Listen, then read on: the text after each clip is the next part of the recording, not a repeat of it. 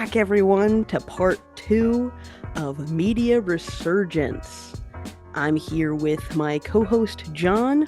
I'm Ramona, and we're going to be getting back into why old media such as VHS, vinyl, and DVDs have made a comeback and a resurgence in the 2020s.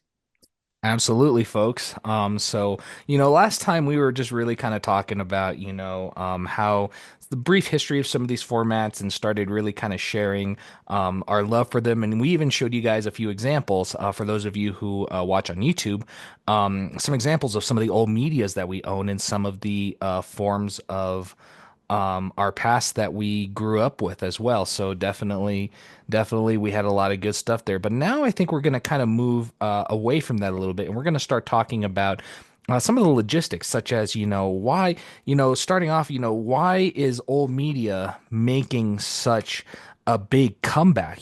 Because the thing is that we see a lot of the times that people, as they move forward, the thing is that they often they kind of just disregard the past, and most people are just content with what they have. But then there's also a large amount of people who still find value in these older formats, or who are just taken by history or nostalgia, or just prefer to use older forms of media. And it's really quite shocking. I mean, I'm sure you would agree, but yeah. Absolutely. As we've talked about in past episodes, and even in part 1 of this episode, vinyl, VHS, DVD, or any sort of old media that can be collected, it often evokes an emotional response because of the connections we have of fond memories to our childhood, or to a time in our lives where it was assumed to be a little bit easier, and a little bit Sure. uh, you know um assumed to be easier, and also assumed to be a better time. Although that can be a subjective thought or whatever, Oh, we sure. usually associate these formats with formative moments in our lives. At least I do, and I know for a fact my friend Jon here does. Absolutely. Um, some of us might recall sitting at the couch with our family, listening to a radio, or popping in a record on the record player, renting movies at your local video shop with your mom and dad, or even organizing your DVD collection. All of this nostalgia, from what I've seen, has is what made, as they call Gen Xers and millennials and whatnot, they grew up on these formats, and it's what sort of made the revival for it. Our generation, the generations prior to us, and the generations to come, will be revisiting old media, and we'll be delving into why we think that is. Logistically, like Jon said, but also emotionally. We'll be getting into why we feel like we need that as a society, not only for solace, but also for understanding the world around us. Absolutely. You said that beautifully, my friend. You Again, this is one thing that I can't do that I wish you could do. Or wait, what did I just say? You know what? You know what I'm trying to say, my friend. I know exactly what You you're. know exactly what I'm trying to It's the say. morning. It's the It morning. Yes, we are recording this episode in the morning, so I'm still trying to get with it. I just ate a little breakfast not long ago, so I'm still trying to get with it. What I'm trying to say is, obviously, my friend, you have a way with saying things and making it both understandable for people and also engaging. That's what I was trying to say. I'm so Well, I sorry. could say the same about you, my friend. I could listen to you talk all day. Let me tell you. I appreciate that. I appreciate that for sure. But anyways, let's go ahead and get into it. I think the very first thing I kind of want to talk about first is the kind of nostalgia factor around this. What's really driving this as a form of wanting to make a resurgence now in the modern day. What do you think, my friend? Well, I think there are a few factors, and we're going to delve into them a little bit more specifically. But were I not to do some research or whatnot, and I were to just come up with this answer willy nilly off, Mhm. off of my personal experience, I would say it's this. In episode 1, I mentioned it as a longing, and I think Yes. that that's what it is. It's a longing for this sense of simplicity, and a sense of timelessness. One of the things we're going to be talking about is the aesthetic appeal, and I think a lot of that has to do with things that are trendy nowadays. A lot of people, and I'm not going to say unfortunately, but they have the intention of, I'm going to collect old media because, that's what gets me Instagram likes, or that's what, my Tumblr aesthetic is. But Yeah, I think when you have this genuine desire to collect old media and to preserve it, it's because you have an emotional connection either to your past or to a past of a family members. sure. And that's the best way I can describe it, because that's exactly how what I went through. It's Yeah. because of my family and because of my attachment to my childhood. That's a great answer. I mean, I definitely, I would absolutely agree with you there. I think because, like you say, it's a longing, it makes you think of your past and really, at the end of the day, it's something that, kind of takes you back a bit and makes you just kind of rethink. And another thing I think I could say in regards to that, is sometimes it makes me think of a more innocent time too, if that makes sense. I think sometimes, it's kind of like, I said in the first episode, we think about it as simpler times, times when we didn't have to think a lot. We didn't have a lot of responsibilities. And obviously majority of that is because as a child, your main responsibility is to have fun, is to play, and is to explore and learn.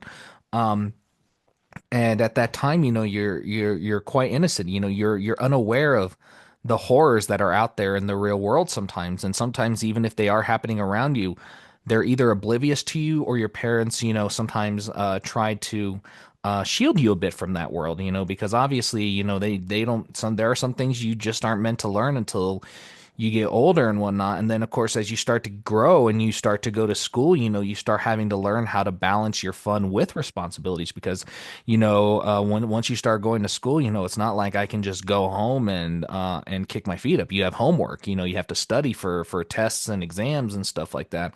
And so it's kind of like, at this point, it's kind of like, I can still enjoy my formats of media, but at the same time, I need to find a way to balance that with both my school and with, wanting to have fun. I need to find a way to do that. And, obviously, thankfully, thank goodness for weekends, but still, I mean, that's one of those big things. And then it slowly starts preparing you, more and more for your teens, where you really are going to have to start balancing that, especially when you start getting into high school and start getting ready to apply for college, if that's your choice of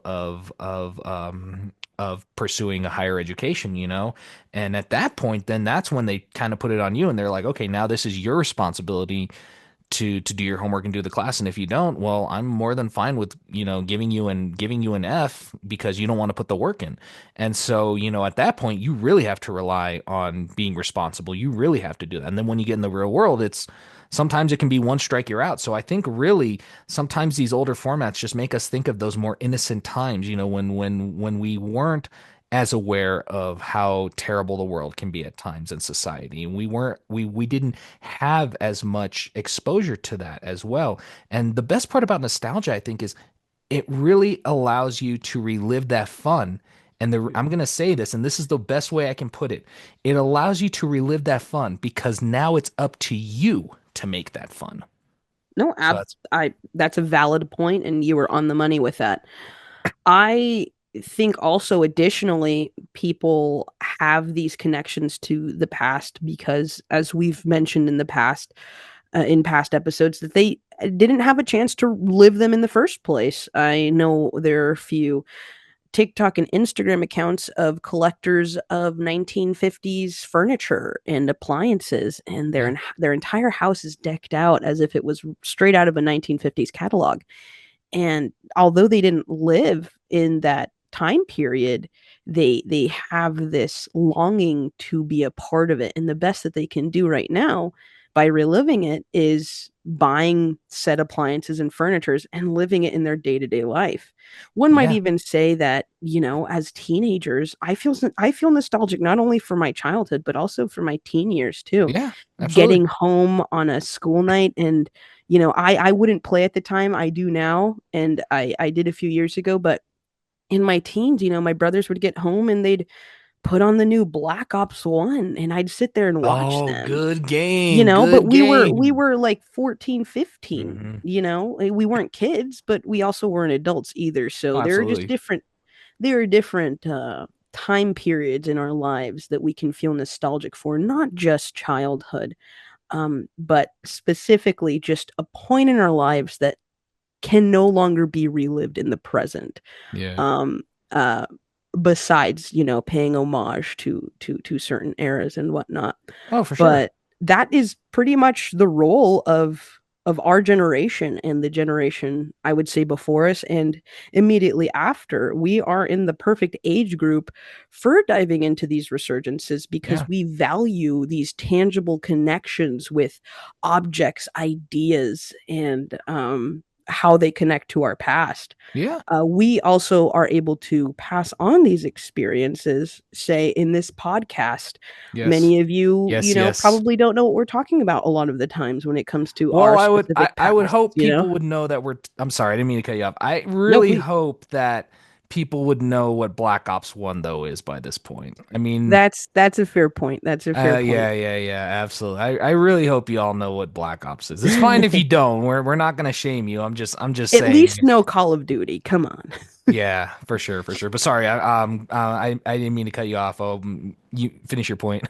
No, no, no, not at all. But that will actually help us shift gears onto Oh, perfect. the aesthetic appeal that I was talking about a little earlier. One Yes. of the big factors and reasons why we tend to go back to nostalgia. And Yeah. I can go ahead and actually let you talk about the aesthetic appeal, especially because I know that you are an avid collector, just as I am. Absolutely. Okay. Well, I think for me, when you think of the aesthetic appeal, there's just so much there that, you have to that you just have to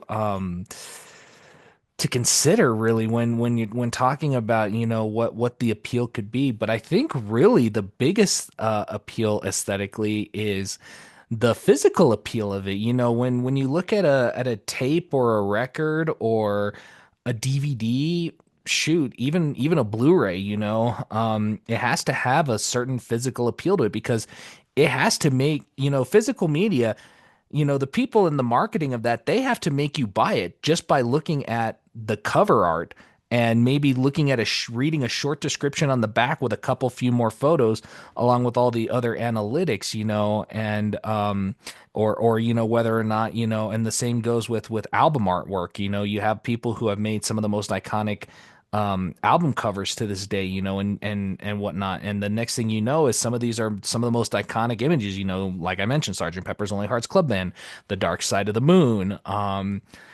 Some of these albums, you just look at it, you don't even need to read the title, and the next thing you know, this album, and it's stood the test of time, and whatnot. And you're just like, oh my goodness, like, is this really like, the highest regard of all of this? You're just kind of like, is this really, kind of what this is, and whatnot. And really the cool part about that is, it makes people have to get creative with the artwork, the packaging, and make it look appealing without giving you any sort of preview of what you're going to watch. You don't get to see a trailer for it. You don't get to see a lot of these things that you might get to see on a streaming network like Netflix. When with Netflix, you can highlight a show and in the corner they play like a trailer or a clip from the movie, and that gives you a better idea of like, hey, do I really want to watch this?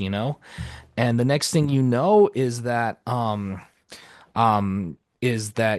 with physical media, you don't get that. You just have to, you just have to look at it and be like, does this look interesting enough to me? So really, I think that's the biggest part is, because some of these cover arts, like Dark Side of the Moon, like the poster for Alien or some of these movies like that, I mean, there's plenty more, I'm sure, iconic A posters New and Hope. cover art. A New Hope, thank you. Yeah, and Star Wars, they just have to make you, buy it by just simply looking at a picture. And that was, I think, the really creative part. And just all these things. And because the other thing I think that was really aesthetic about it was the fact that you can own it, meaning that, obviously when you go to the to wherever you're going to buy your oh sorry wherever you're going to go buy your movie or your media, the thing is that you have to think about, the fact that, like, when you buy it at the counter, it's yours to own. You don't Mhm. have to worry about anything else with subscription services. You don't really own it. You're paying another service to allow you to watch these forms of media. And then they, as people, you all know, they get taken off all the time. They put new stuff on. And sometimes, if they're not originals on there, they come and go like that. And the next thing you know, you don't have it. Whereas with a DVD or physical media, you own it. So I think that's the other aesthetic appeal, is the fact that you can actually physically own physical media. It can stay in your collection forever. You don't have to worry about anything with it. It's yours to keep. And so, yeah, Yeah. for me, that's the aesthetic. That's really the aesthetic appeal. I want to add on to that Yeah, last yeah. point that you made. Great points, by the way. But there's this, it's like a treasure to be able to hold a media format in the most raw form or in the way that the director or editor intended it to be. Oh, And absolutely. in streaming, the streaming conglomerates are the ones that dictate and decide what version of that media you're gonna watch. Mhm. You mentioned perfectly a perfect example earlier about Frankenstein. Yeah, How there were only a set number of releases of the highly censored one, yeah. and now that is a marvel, and you can rarely find it anywhere. But Mhm. imagine how many streaming platforms only have the edited version of something, or Yes. the director's cut of something, without Yeah. having either the original intended vision, or one that just hasn't been doctored in a way, Hmm. especially in, like, say, for example, like countries where there's high censorship. You're never going to get the true vision of the artist or the director or the musician or whatever. That's something Yeah. beautiful about physical media. You get to preserve that that Yeah. media form in the way that it was intended to be watched. Absolutely. I can give you a perfect example of that, actually. I think I talked about this last time too. Amadeus is a perfect Yeah, example of that. Now, yeah. I know you haven't seen Amadeus, which you need to get up on that. Unfortunately, no. You need Yes, to get yes, up on that. That's a Best yeah, Picture winner, so you absolutely need to get up on that. But yes. the reason I bring up Amadeus is because, just like what you were saying about that, for those of you who don't know, I'm going to give you a little bit of film trivia here. Amadeus, when it was released in 1984, was actually released as a PG rated movie.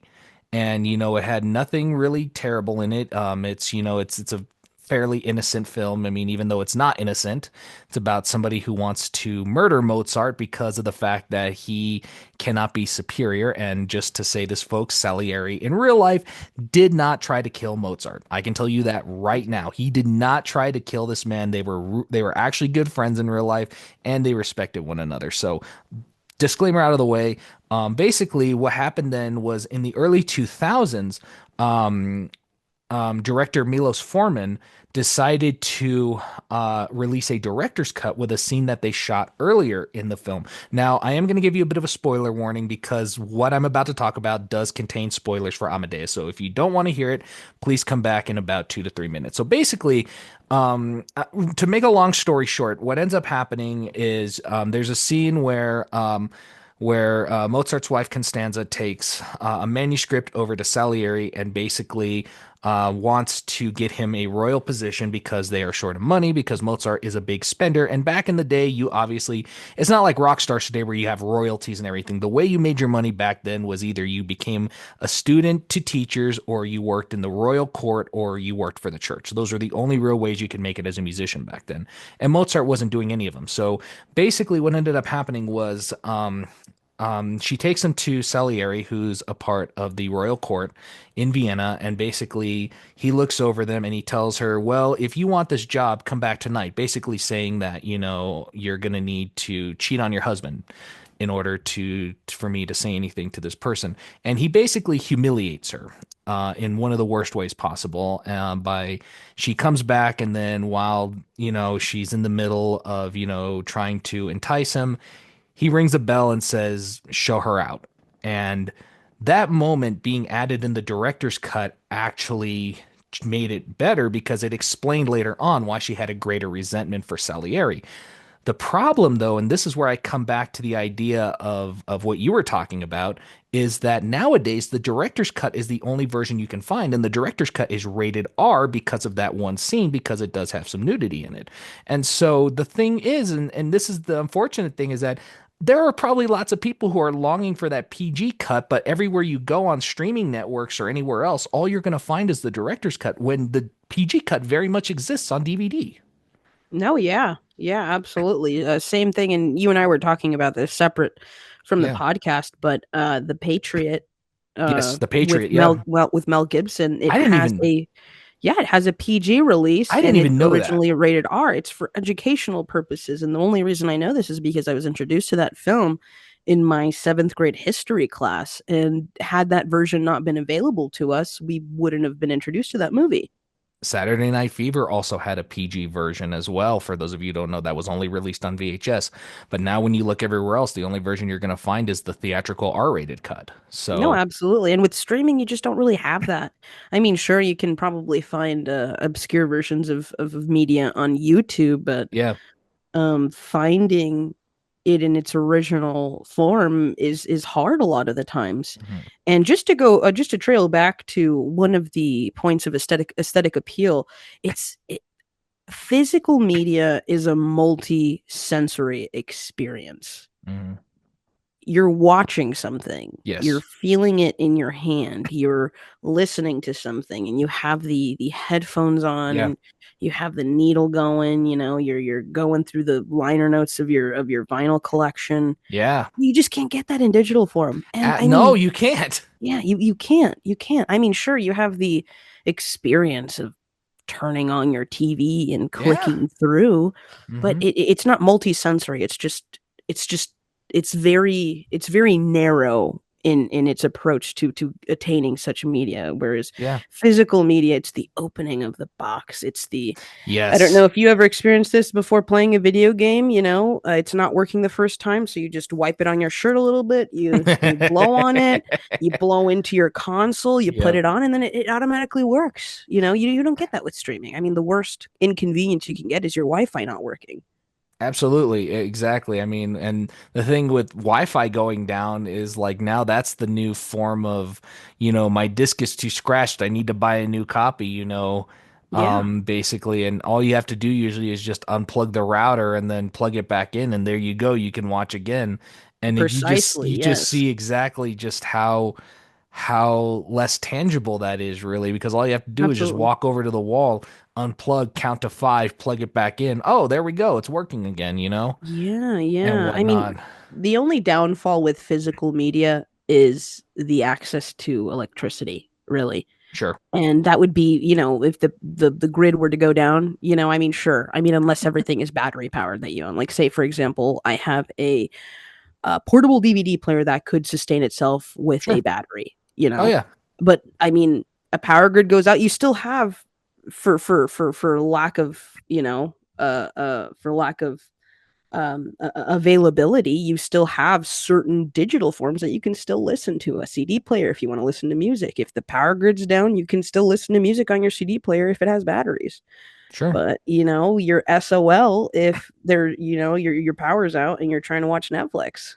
Absolutely. And then real quick before we transition into our next topic, one other thing I wanted to bring up with aesthetic appeal is sometimes you get different editions of these movies getting released, and not just editions in as director's cut and all these. Sometimes you get special editions for the anniversaries of these. They change up the cover art a little bit. You get new variations of it. Sometimes you might get an extra disc with extra features on it. Maybe you'll get an extra cut of the film with it as well. Who knows? I mean, the possibilities are endless. I mean, do you remember how many cuts of Blade Runner there are out there? I Oh mean, yeah, it's insane. absolutely. I mean, and they've released so many of those, and whatnot. And also look at Star Wars. I mean, Star Wars had so many editions released, sometimes with Yeah, footage being changed. Obviously, yeah. hey, Han shot first. We can all agree on that. So, we better all agree on that, or else we can't be homies anymore. But anyhow, little side joke there, but other than that, I think that was also the other cool thing is that you had these other editions, like for instance, real quick for reference and for everybody on YouTube, this is my copy of Bride of Frankenstein. This is not what it looked like when it first came out on Blu-ray, you know? And this is a whole new edition of it because the regular release has the actual poster which is on the back right here as the cover. So, Wow. yeah, this is my copy of Bride of Frankenstein. Then you look at the disc and the disc is different, you Oh, know, and stuff wow. like that and whatnot. By the way, this code is no good anymore. So, sorry folks. I know you all might have gotten your hopes up, but this code no longer works. So, Oh, that's a great thing to mention. Physical copies, a lot of them also came with digital codes, listening codes that on too, yeah. vinyl and watching codes on DVDs. And for those of you who are not familiar with a digital code, it's basically a QR code that Yes. was stuck to the front cover of a DVD, a Blu-ray, or even a VHS. But I haven't seen any VHS digital codes. Oh yeah. And the idea was that you would take a picture of it, upload the code onto your laptop, and then you would have access to that movie for about a year, and then it expires, which Mm, means you have the DVD to enjoy at home, but mhm. you also have the digital copy to take with you wherever you please if you have a laptop accessible to you. Sure. And that's when it sort of started delving into like the more digital streaming. It was like a little transition between the physical media and where we are right now in the streaming age. But you make a great point when it comes to editions. I'm Mm. thinking of personally, I own a copy of I think it was a 30th anniversary edition of Monty Python and the Holy Grail, and it's so Nice. cool. It came with Oh, I remember the that. Yeah. yeah, it came with the playbook, which is basically the script, Yeah. and it came with a film still, which is basically um a still of the film. Basically, that's all. That's the best way I can describe it right now. Bring But out but, your dead. but yeah, exactly. And you just wouldn't be able to get that with streaming again. It's a cool cover. The booklet is awesome. These are all just like mini treasures that you get alongside your feature film. Absolutely. So funny enough, I just want to share this really quick. The code on Bride of Frankenstein was Lifetime, actually. I still have the Really, digital that's copy. actually Yeah. pretty cool. Yeah, I That's redeemed it pretty cool. a couple years ago and I still have it. Yeah. So No, that's they cool. they have changed it a little bit to make it to where if you buy the movie, you can keep it for as long as you want now. But I do remember back in the day it was only a year you got to keep it for. Yeah, because all of the digital codes that I own on my older DVDs, they Hmm. have all expired. I've already tried them all. Gotcha. So the way Um, that Bride of Frankenstein works is that you have to redeem it by a certain day. If you don't redeem by a certain day, then it's void. Oh, okay, okay. So that's something to keep in mind. And actually, that is a good reminder of another thing that physical media has made superior Yes, in the aesthetic versus the streaming. And this isn't absolutely. this isn't to say that, streaming is bad. We love streaming. We use it every day. But, Sadly. one can't help but compare. But what I was getting at were sweepstakes. Do you Mm. remember sweepstakes Oh on my VHS gosh. boxes and DVDs? Absolutely. Win a Those free are car if you rip off the little sticker on the yeah, yeah, DVD yeah, box yeah, and yeah, yeah, absolutely. I remember Baskin Robbins. yeah, I remember when I bought Dark Knight for the first, well, actually, this is not a VHS, but it was a sweepstakes. When I bought Dark Knight, I got a coupon to go to Papa John's and get a pizza in the shape of the Batwing. The Batman emblem. Oh, that is Yeah, awesome. when they were running that promo. Yeah, they were running that Yeah, promo and they no, did that. yeah. But a VHS one that I can think of. This is not one from my childhood really. This is one I saw in my teens, but I don't know if you've seen the movie Dead Alive. It's also known as Brain Dead. It was a really early Peter Jackson film. I have it actually. Oh my gosh. Okay, do yourself a favor and please watch that movie. I know your taste in horror. You'll love it. It's a really gross out zombie flick. It's often noted as the goriest movie ever made. Perfect. Okay, cool. Yeah. That's Check out right the up my alley. for sure. Check out the unrated edition though if you're gonna do that Okay. because there is an R-rated cut, but it's not as fun. It's not as fun. Gotcha. Okay. But anyways, I remember they ran this promo back in the 90s. I'll have to shoot you the commercial for it and maybe I'll throw it up on the Instagram too. They ran this promo. It was a really intricate promo saying like promos for this movie included a zombie gala dance up New York's Fifth Avenue celebrating the premiere of the movie. And then they went into this movie and then they said, if you buy Dead Alive, you'll get both the unrated and R-rated edition plus a candy dispenser. Oh, Let me that is say that awesome. again, That a is candy awesome. dispenser. Like a Pez candy dispenser? I don't know if it was Pez. I don't know what brand it was. It just said it was a candy dispenser. I have to shoot you that commercial now. Please do. That is awesome. And Yes, that actually and reminds me of this sweepstake that is still popular because there's this Instagram or there's some influencer yeah. that has collected he's tried to collect every single copy of Shrek 2 on VHS because Wow. they did a win a minivan sweepstake, Hmm. and the options were you either win a minivan or you win a free cone at Baskin Robbins. Wow. And he has collected so many that I think he has like 300 or something like that. And all he keeps winning are Baskin Robbins. For sure. There's no chance of the minivan for him. But you don't really see that nowadays in streaming. I mean, sure, if you're streaming say a live sporting broadcast, For sure. and they're like, scan this QR code for a chance to win blank on DraftKings or on this or on that, not sponsored, by the DraftKings. way. Yeah. Yeah, not Um, sponsored. We you know, you'll see that, but you won't really see it the way that we saw it growing up. absolutely, absolutely, for sure. And speaking of seeing, this is actually a perfect transition into what I want to ask you about next. One thing I've noticed, and a lot of people bring up to me, is that in terms of superior sound and picture quality, a lot of people have reported that physical media, especially DVDs and Blu-rays, have actually had superior sound and picture quality rather than streaming. And oftentimes streaming services do stream in 4K at the highest resolution, but people are always still talking about the superior sound and picture quality. What are your thoughts on that? Oh, well, I completely agree. I think that there's just a lot about let's just talk about VHS and DVD just to start off, because I Sure. know that you can go on and on about analog sound, and I want you to for sure. But let's touch upon VHS and DVD first. Yeah, let's do it. There's this technical quality that you get with HD that you can get with streaming. The Yes. only problem is it's been monopolized in Yes. this sense and monetized in the way that, say for example, on Netflix, Sure. and this is a problem I have with Netflix. Okay. You have to pay. So there are three tiers, to Yes. my understanding. The basic plan, which is about like $15, Yes. which it used to be like $6. Then there's the medium plan, which is like $21. And then there's like this other big plan that's like 30 something dollars. That's where you can have like your family and stuff like that. I'm getting my numbers wrong, but that's No, around the I know what you same mean. ballpark. Hmm. You can't get anything above 720p unless you're paying for that second tier or up. So Thank if you're you. paying $11, you're getting 720p. So that means Yes. they're downgrading the quality so that Yes. you pay more. That's not even the original quality it was filmed in.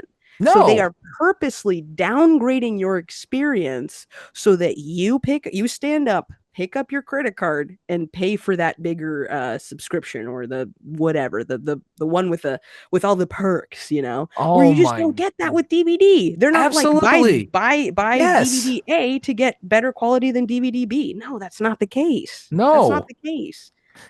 And the Yeah. viewing experience in a VHS or a DVD, it is it's intentional. Yeah. It's intentional, and the way that you watch it is the way that the director wanted you to watch it. And Absolutely. that's all I have to say about that, really. I absolutely agree with you. Thank you so much for bringing that up because to tell you the truth, that is something that irritates me as well is they will downgrade it and the worst part about it too, they trick you into thinking you're still watching it at that high resolution because it still looks good, but yet they are gypping you because Mm-hmm. they are downgrading the quality and they make it though to a point where you can't tell that they did that until you find out when you read the fine print. No, no, absolutely, Yeah, absolutely. whereas DVD and Blu-ray, they don't play that stuff. Blu-ray was meant as a high definition format. You got what you Yeah, paid for. DVD absolutely. was meant as a high definition format, and that's what they gave you. HD DVD. Do you remember HD DVDs?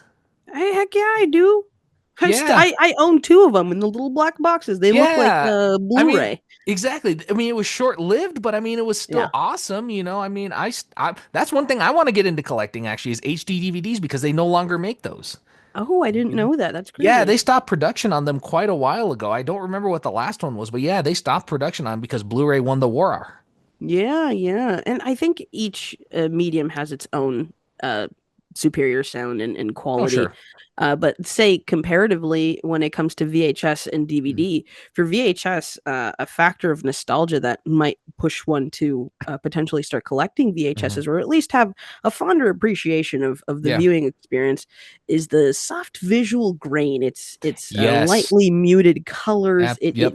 It's cozy. There's some charm and character that you just can't Hmm. really get with streaming. And sort of the same with DVD. I feel like Yeah. DVD sort of changed the game. It was so innovative, and I'm sure there are some VHSs with this, but DVD allowed for more user interaction. And by that, I mean, and we discussed this last or in part two, it allowed for director commentary, it allowed for behind the scenes, and it actually allowed you to enhance and diversify your experience by adding in captions and Yeah. also um, captions not only for for your viewing experience but also for the hearing impaired. Yeah. It involved this sense of inclusivity that you see in streaming, but had it not started at the advent of the DVD buzz, we wouldn't be getting that today, you know. Absolutely. Yeah, no, it's crazy to think about all of that and to put it all into perspective. I mean, for me, VHS is special because it was imperfect. That's the biggest That's a part. great way of putting it. Yeah. And the reason being is because it makes you think that there was a time when people just had to accept that this is the standard form for watching in your house, and you couldn't say that I want better quality because that's the quality you had. But yet at the same time, I think the thing that made it so special was the fact that it wasn't perfect. The fact that yes, it was catered to those people who had those box TVs, the letter box TVs, and that was the big Yeah, thing. And when you really start to put it all into perspective, I think that there's just so much that imperfection actually makes better sometimes. I think when you try to be too perfect, you lose sense of being real. And I think that when it's not perfect, you realize that, hey, life is going to be flawed. Things are going to be flawed. And it really kind of helps you to just grasp that concept. And surprisingly, it makes you kind of think philosophically a little bit about not just the past, but just humanity in general, I think. absolutely. I mean, cleaner isn't always better. Yeah. I remember my first 4K experience in the theater, Hmm. and it was with The Hobbit and Oh, well, which one? the first Hobbit. Oh, okay. Unspec Journey. And I hated it. The visuals were so clear that it took away from Hmm. every spectacle of it, like the grand Yeah. fights and this and that. It took away from all of those, it took away because it's like, oh, let's zoom in on the skin and let's just see all of the detail because our cameras are super high tech. Sure, it works Hmm. in some cases and people like it, Hmm. but nothing beats, even on a DVD, the somewhat grainy appeal. I mean, a DVD isn't perfect. There are some that are, but Very sometimes few. too clean feels too weird to me personally. Yeah, and what was interesting about The Hobbit, I'm just going to say this briefly, was that movie was shot on digital, whereas Jackson shot the original trilogy on actual film, No, you yeah, know? absolutely. And sadly And you Jackson can did, see the difference. you absolutely can see the difference. I mean, because the thing is with The Hobbit, not only was it too clean, I felt like they were trying to be too perfect. They were trying to fit into that modern Hollywood era, and it just didn't do it for me. I didn't care for the Hobbit Yeah, movies, to be honest with CGI, you. I didn't And either. and this is coming from a massive Lord of the Rings fan as well. Yeah, no, You yeah, know, same. And it's definitely unfortunate, but I definitely think that you make a great point there, but it's crazy just to think about, the fact that DVD and digital are so different, yet one's slightly imperfect, one's trying to be perfect. And I get it with streaming, you're selling a service, so you want to be at your best, but at the same time, like, I think again those imperfections are what made us enjoy it the most. No, absolutely. And something that should be said about VHS compared to DVD and streaming would be that to record something on either film or on a a tape recorder, you have to be intentional about the footage. You have to be intentional about your time. Whereas now in the digital stream, you just pop in an SD card and you just have to fill up that SD card. There was less intention now because you can just fix it in post, Yeah. or you can, just whatever. What I'm trying to say is Hmm. there was more intention in film and in Yes. VHS forms of media because you only had one tape to fill if you were on a Yes. budget. You Yeah, only had absolutely. one reel of film if you were on a budget. But Hmm. now I can make a movie on my phone and put it technically I can put it on Amazon Prime, Amazon Video, Hmm. and it would show in the 1080p or 4K version that I do because that's just the power that streaming has sort of given us. Yeah, Anyone can absolutely. be a filmmaker because of streaming. Yeah, absolutely. 100%, and there are definitely some good parts to it too. Like you say, anyone can be a filmmaker nowadays. You don't need necessarily to be to go get recognized. I mean, if you want to move Yeah. up, obviously you do, but I mean, you can make a movie with whatever you got now. And you have people like A24 now even who are taking less known talent, and helping them get more exposed if they, with making independent cinema. Yeah, And well, the when Florida project was filmed on an iPhone like 14 or Yeah, that was 15 or crazy. something, or That was even less crazy. than that. Yeah. Yeah, it Yeah. was that whole movie was shot on an iPhone and it looks Yeah. like something that was shot on the highest quality of cameras too. Yeah, well, most Crazy. of from what I remember reading, it was in Paul Helford's class actually. What I remember reading was that a lot of their budget actually went into the editing software and the color grading, but the camera itself was Wow. just the iPhone. That's right. I remember this now. I remember this now. Yeah. I was in that class. I remember Yeah, now. yeah, the Yeah, now lecture. that you Yeah, yeah, mentioned. yeah. Yeah, absolutely. Shout out to Paul Helfer, by the way. One of our Yeah, great yeah, great man, great professors. man. Great, great, great gentleman that we had so much luck to learn from. But Absolutely, absolutely. for sure. But if you're okay with it, I'm going to talk a little bit about analog now when it comes to Please do vinyl. your thing, do your So the thing. thing with analog sound versus digital is analog is created through the waves and the grooves that are made on the record, obviously, and it's a more surround audio quality that you get with it, and it sounds more filling. And when you listen to a record, you'll probably know it sounds a little bit more boisterous, as well as you can hear almost every little instrument that's being played. You can hear every little part of it. And you take a band like the Beatles, for instance, you're gonna hear all four, John, Paul, George, and Ringo, singing on the record, and each of their instruments. You're gonna hear George riffing it off on the guitar. You're gonna hear John keeping a steady rhythm.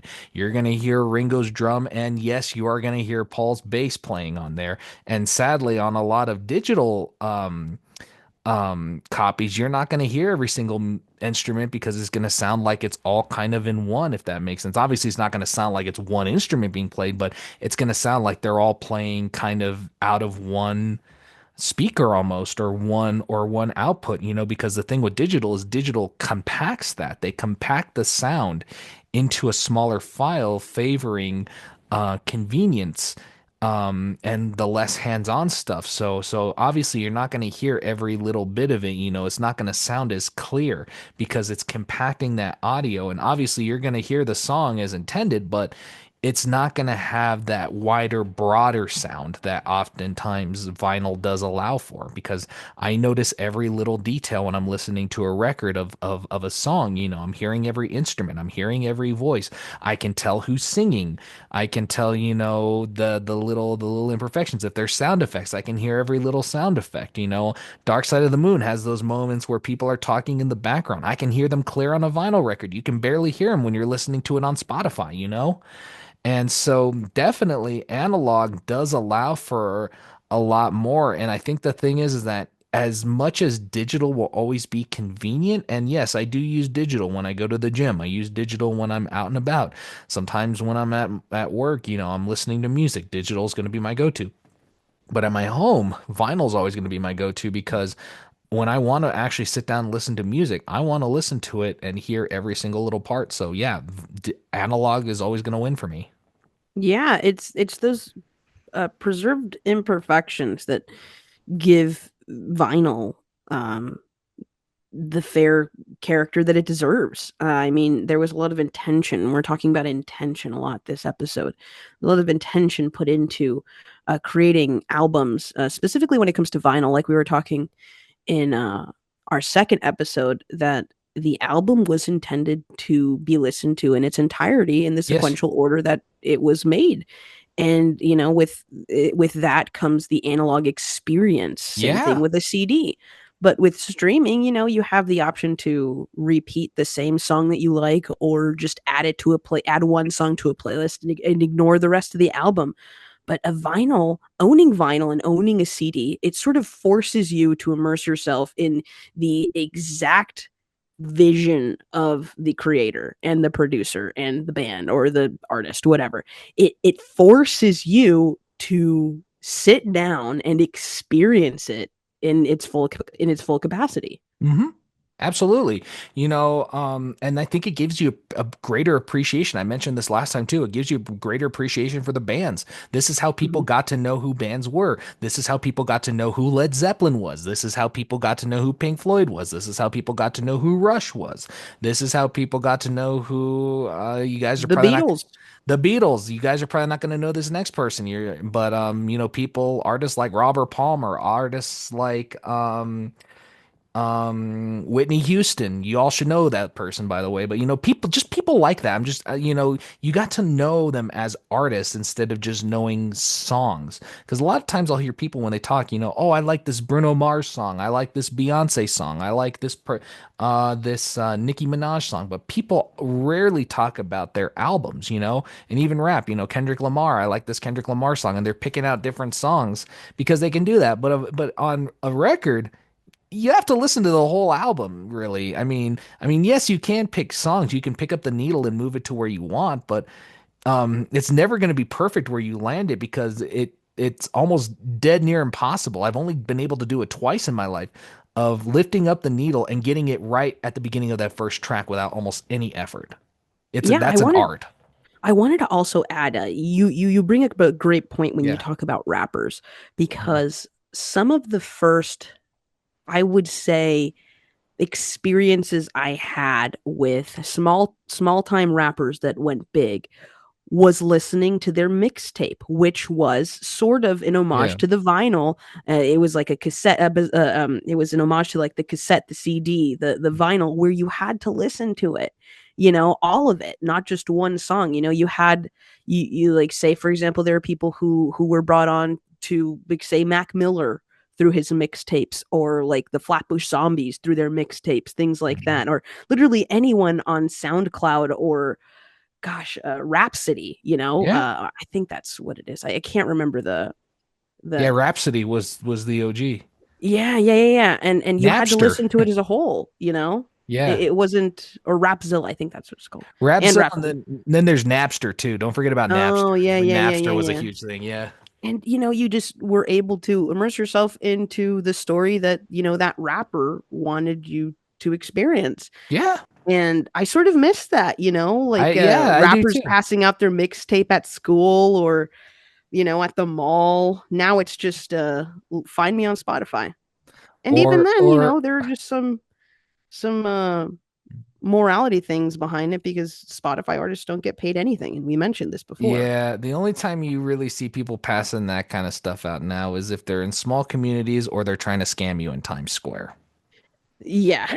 I think you know what I'm talking about, my friend. I don't want to Yeah. get too much into it, but yeah, just a little side thing there. Just because they're swindlers is the only reason I'm saying that. I know there's plenty of people in the rap world that they do it right and they mean well, and obviously they do want to get their feet off the ground. But I just had to bring that up because obviously I know so many people sadly have fallen for that. But No, yeah, anyways. for sure.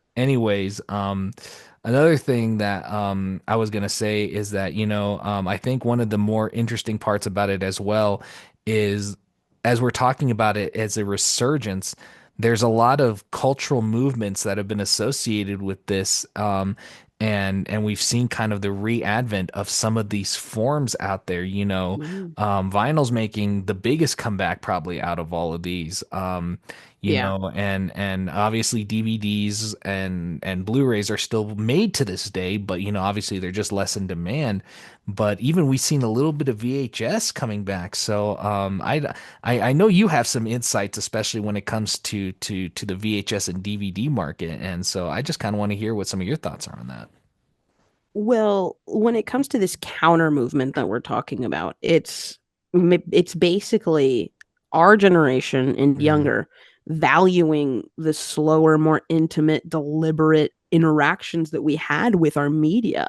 Hmm. And in doing so, we've created sort of subcultures Yeah. for these movements. And three I can think of that are actually specific to vinyl, funny enough, and not VHS or DVD, Hmm. are retro culture, Yeah. independent artist and label culture, and store and community hub culture. And I'll Yes. delve into those right now. But to touch upon VHS and DVD, um, it's not a fad. It's something that is going to continue growing. And Yeah. I think the cultural movement behind VHS and DVD is sort of this anti-streaming culture. Yeah. It's one that is sort of an act of rebellion towards the hegemonic media consumption. Yep. Consumption. Absolutely. But for vinyl, it's a little bit trickier because it comes with, like I said, it's subsets of cultures. And retro culture, for example, you see a rise in retro inspired fashion, Yeah. decor, not only media consumption, but it's celebrating the era of Yeah. when you would listen to vinyl, like say the Hmm. 70s and the 80s. Oh, sure. Huge resurgence when it comes to um, our or the younger generations. Oh, for And sure. then the rise of culture in independent artists and labels, for example, many musicians, many, say, filmmakers, if you're going to talk about DVDs and VHSs, they're releasing their work on these old medias because Yeah. they either grew up on them or they realize that it's taking a resurgence. I mean, you Hmm. walk down the music aisle in Target and you see a Taylor Swift and a Olivia Rodrigo vinyl, which you would not Yeah. have done. That would not have happened 15 years ago. No, You would absolutely. have seen it on CD. Yeah, But exactly. now you're seeing everything on vinyl, and everyone is so crowded with this digital market that they've sort of moved away from that. Yeah. And then to add to that, but also a perfect little segue. As a result of these mini subcultures, you also have this other subculture that has a resurgence. It's these stores and community hubs that sell vinyl, that Yes. sell DVDs, that sell physical media. Hmm. And during the peaks of these old media formats, yes, these hubs were really popular. Video stores were filled, record stores were filled, back in the day. But now you're seeing record stores being filled again. Now you're seeing Hmm. places like, say, if you're born in or if you're from Arizona, Bookman's, Yeah. people crowding over there to find the latest DVD release or whatever. And Hmm. these stores sort of foster the central part of what it means to be a collector, a nostalgic collector, and that's community. Um, Sure. and then you have like all these retail spaces and gathering places for collectors. And, you know, 15 years ago, you didn't really have that. And now you do again. And Yeah. that's really awesome. So I think the movements themselves have been divided into these subcategories where, you can pick and choose which one you want to appreciate. There are some people who appreciate the 1980s fashion, so they wear neon colors, or they're Yeah. in, Canadian birthday suits, as they call them, or all denim clothing. And then you have, like I said, these independent artists who are also trying to do their own movement, anti Spotify, anti Apple Music, all these things, so that they can Mm. actually start making a living again. And then you also have, again, the subset of communities where we're just here to, you know, talk to each other. If Yeah. John and I wanted to go have a friendly get together, we'd go to the Bookmans and we'd scroll through vinyl, or not scroll Yeah. up. We'd Same difference. yeah, no, exactly. For lack of a better term, yeah, we'd be doing the same thing. But I think that, like you were saying, the readvent of all these media formats are sort of pushing us in different directions as Yeah. to You know it. how we interact with it, whether it be communally, on our own, or as sort of a statement towards our identity, like fashion or whatever. No, absolutely. I definitely agree with you there. There's so much room for all of that. Like you were mentioning, there's a lot of, artists now releasing their work on vinyl again. Like you said, Taylor Swift, Olivia Rodrigo, a lot of these people. Funny enough, I still don't know who Olivia Rodrigo is, actually. I just seen her I don't picture listen to kissing their face. music, but I've seen their vinyl on display at Targets. And it's interesting. I don't know if I delved into this story in part one. I was walking through a Target not that long ago, and I see this little girl, and she goes, "Mom, I want that Olivia Rodrigo vinyl." And she couldn't have been older than 9.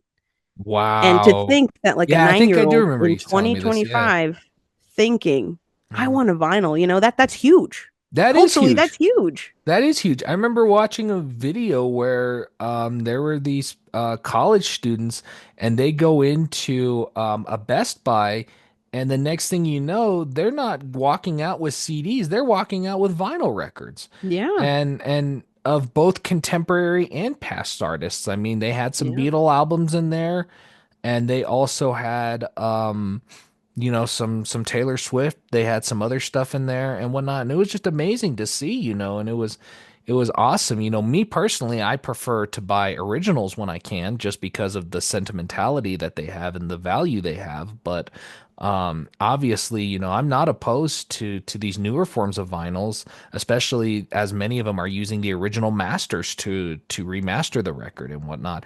But another interesting part, as you mentioned, with some people putting out certain media on VHS. Just not long ago, we had Alien Romulus got a limited VHS release, Yeah. which I And thought was. actually, Mhm. thank you for mentioning that, because for my horror fans, I have the Terrifier Oh, 2 let's VHS go. release. Is that still sealed? Oh yeah, I'm too scared. I'm too scared to open this. You know how much What? this You're goes not gonna. for? So you're You not know gonna how much watch this that? goes for? How much does it go for? I mean, because I. Well, some eBay stores sell it for up to $200. What? Yeah. So it's going to remain sealed. You are kidding I was me. gifted it though, so I would never resell it. You, you But are that's just a perfect example you are of joking. modern day media making helping with the resurgence of old media. Wow. Terrifier 2, folks. Yeah. $200. Well, this copy thankfully was not worth that much. I Oh, yeah, okay, yeah, okay, yeah. okay. I But was gonna it say does go up to $200 that's on eBay. insane. No, yeah, That yeah, is and we're crazy. we're also going to get into that when it comes to the challenges and critiques of resurgence. But I just Oh thought it yeah. would be a cute little addition to what we're talking about right now. No, Now that you that's mentioned the VHS and no, Alien Romulus, no, that's really cool. I actually tried to get a copy of Alien Romulus, but sadly, me when I too. signed up, they sold out, so I wasn't able to get a copy. But it was still really cool. But I think the reason some of these are getting these VHS releases because they're either paying homage, like Terrifier paying homage to the slasher era, which VHS was huge on because the slasher era was popping off at the time that VHS was also becoming a big thing. And then you have movies like Alien Romulus, who Alien the as an entirety began in the 1980s, in the late 70s. You know, Alien 1 came out in 1979, you know, and came out during the VHS era. Aliens, the James Cameron sequel, came out in I think 84, 85, somewhere in there. And so that was big in the VHS era. I actually own both Alien and Aliens on VHS. And yeah, Those can go at a hefty price too. they can. I'm talking like $20 to $30. My copy of Alien that I have, I had to pay nearly $25.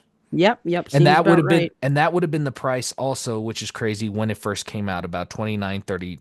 Actually, no, probably would have been closer to $35 when it Nope, originally came out. seems about right. Seems about Yeah, right. somewhere in there, yeah.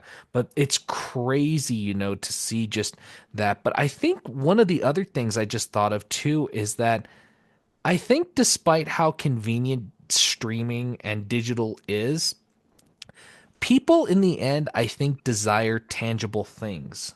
And I think the reason that is that while convenience is nice, people, I think, naturally are also kind of predisposed to wanting something that's more intimate, for lack of a better term. So, like a DVD, a VHS, a vinyl, you can hold it. It's yours. You know, you get to have it as your own copy. You know, you get to watch it and play it at your own will, you know.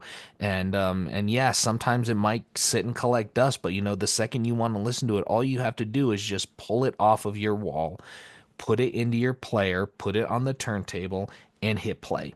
And it's all at basically at your command. And I think people have always desired tangible things because I think as human beings also we are just predisposed to wanting control over um how we live our lives really. And with streaming, I think it takes away a part of that because they tell us when we get to watch it because they may, and I get it, some of it's licensing agreements, but you know, they'll sometimes they'll only leave a movie up for a month or two at a time and then they take it off. And then you're stuck with whatever they put up next, you know, and there may not be anything good on there. And yes, a lot of them are releasing originals that I like. Like for instance, Netflix has Cobra Kai. I'm a massive Karate Kid fan, and that's actually about to end its run very soon. But you know, at the same time, you know, I would prefer to buy those on DVD because they do have them on DVD because again, I can watch it whenever I want if the internet goes out, whatnot. You know, but in the end, I think, you know, people are always just going to desire tangible things. And the reason I say that is just because, you know, we're human beings. We long for intimacy. We long for things that we can have control over. And I think that DVD, VHS, vinyl allows us that control that streaming just simply does not allow us to have. There's definitely a detachment when it comes to new age media experiences, one that detaches not only the viewer from what they're watching, but from the creator and what they created. I know for a fact that if I were to create a film and then put it on Netflix, and I were to see that most of the people who would enjoy my film are watching it in 720p, I'd be kind of pissed. You I would know, too. there's a detachment, you know, and Yes, it's all about absolutely. money. And that's the sad part is when money gets in the way of that, you know. And don't get me wrong, I understand how important money can be, but I think now it's become too much about the money and less about the art. And so that's the disappointing part as well, because Could not have said it better myself. people will do anything for money, but not many people will do a whole lot for art. Only artists will do things for art in the end, because Yeah. really in the end, I think great art is what's going to make better money. No, absolutely. So Absolutely. yeah, they And go it hand in leaves hand. leaves a bigger impact. Absolutely. Well, now, folks, we have come to that section that you all have been waiting for, the fun facts and trivia revolving around today's topic. So, Ramona, I got some facts for you. I know you got some facts for me. Let's get right into it. So, I'm uh, ready to have my mind blown. okay, likewise, I'm ready to have my mind explode. I'll do you one Okay, better. boom. Yeah, not literally though, of course, but to have my mind blow with facts. But anyways, Yeah. here we go. So I got some fun facts for you. I got three of them here. and they each revolve around each form of media we have been talking about. So, the first fun fact that I have for all of you folks here is that the very first 12-inch vinyl record was actually released. And now, when I say this, I'm talking about the 12-inch LP. We are not talking about those older shellac records.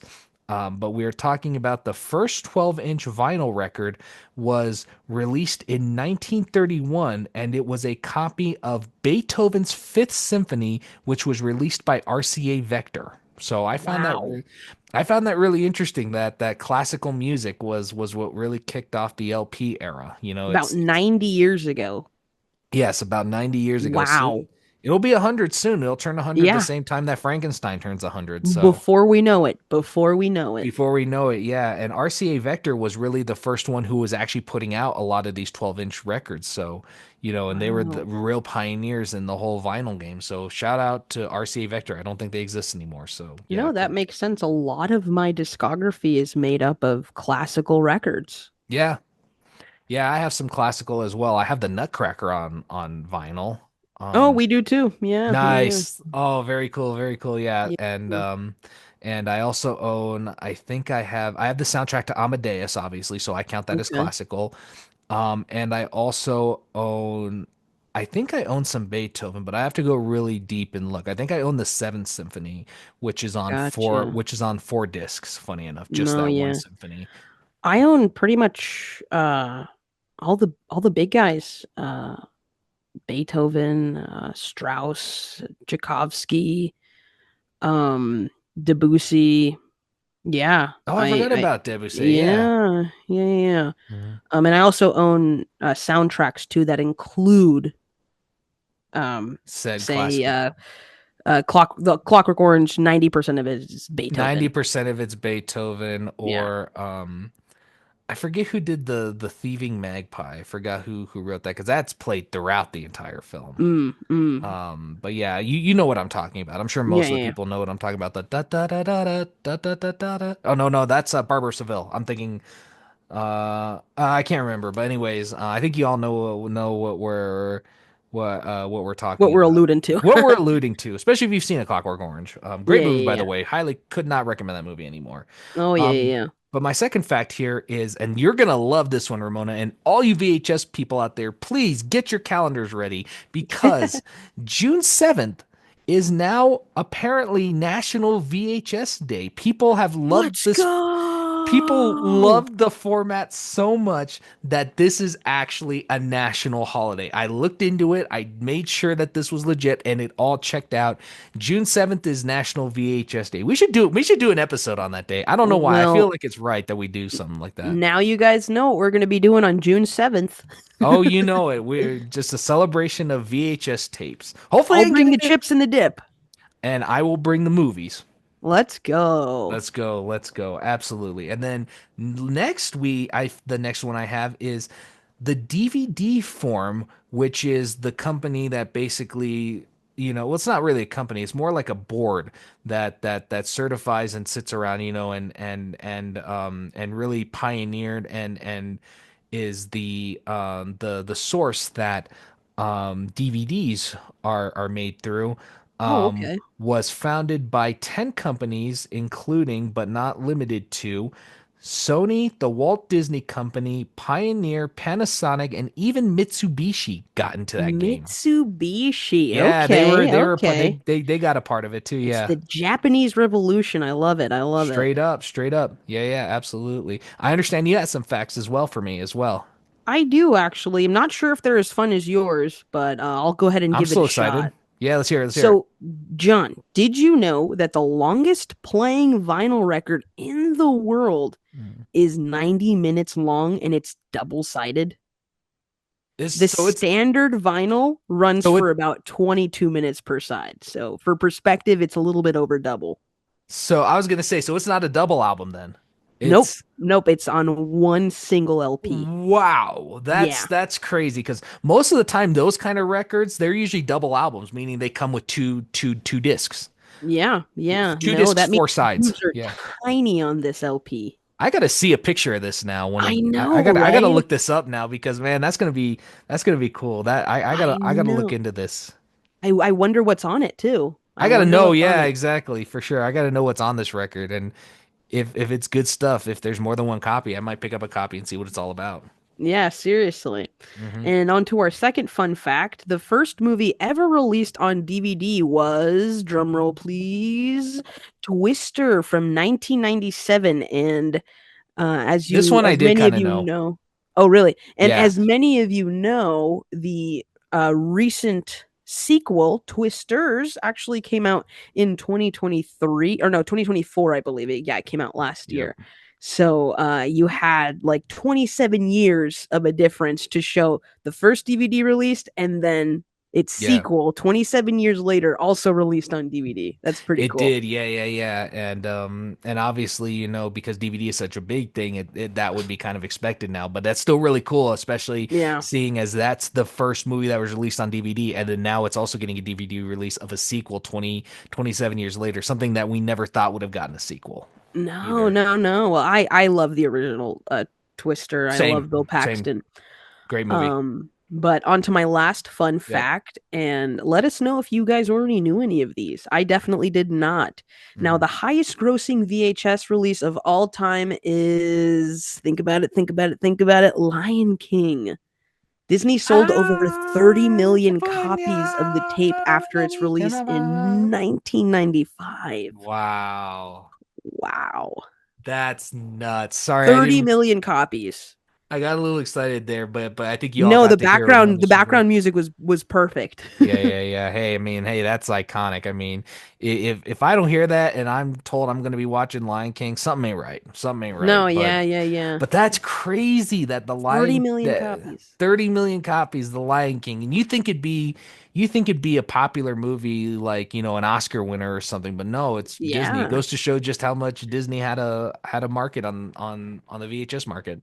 Well, the first VHSs that I ever owned were passed down to me from my mom, and they Yeah. were all Disney because she loved Disney. Yeah, same. I have a lot of Disney as well, so it's crazy. Yeah, yeah, Fantasia yeah. was the first one that was passed down to me from my mom. Really, Yeah, really. I Fantasia. had a set. I don't know if there was one in particular that she passed down Hmm. before the others, but I remember them as a Excuse set. me.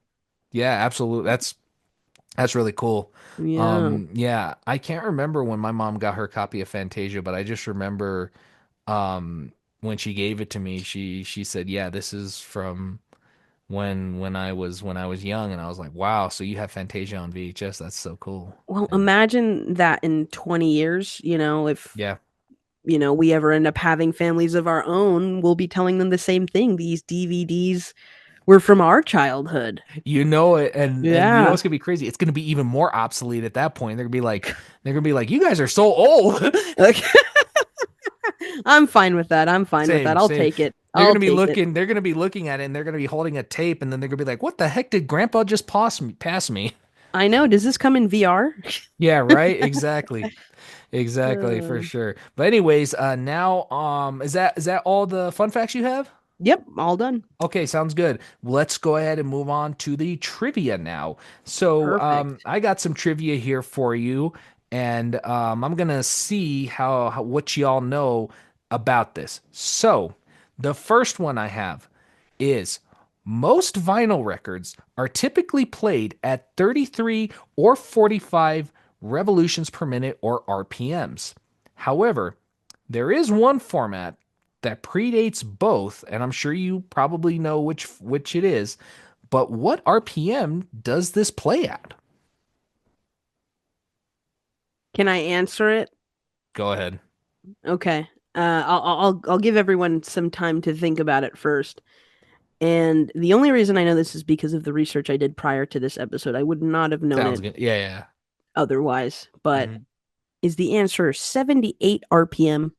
You are correct, my friend. Ding ding Yes. ding ding ding. 78 RPMs is what it was played at, and they were often known as I've been mentioning through this episode, shellac records, and often those were required to be played on a phonograph. Now, my Audio Technica LP 120 actually has a built-in 78 RPM speed. The only difference, though, is that I have to change out the stylus or the needle in order to use it Mm. because often the needle that's used for the other records is a lot more thinner and skinnier that you probably notice, whereas the one used for shellac records is often a lot thicker, is the Oh thing. yeah. And Oh because yeah. because the grooves are a lot deeper on those really old records, and Yep. whatnot. And those are for people like, who, Billie Holiday, Ella Fitzgerald, the really old jazz and musicians Yeah. are often on shellac records. A buddy of mine actually had Sing Sing Sing by Benny Goodman that he played for me on a shellac record Okay. from the Okay. Yeah. 1930s, and I was like, that's crazy. And Yeah. it was really cool. So for sure. Now, this next one you're probably going to know as well, but let's see if anybody else out there knows it. The question is, what was the last movie to be released on VHS? The last movie to be released on VHS. Yeah. Oh, I feel like I knew this, but now I'm blanking right now. Did you actually forget? Yeah, I completely forgot. That's The funny. last movie to be released on On VHS. VHS. Yes, What like was that? widely released. You want, Widely released. yeah. You can It take a was guess in if you the want. It 2000s? was in the 2000s. Was in the 2000s. Okay. Um, okay, so if it was in the 2000s, Let's just say mid 2000s. mid Yeah. 2000s. Okay, are you thinking 2010s?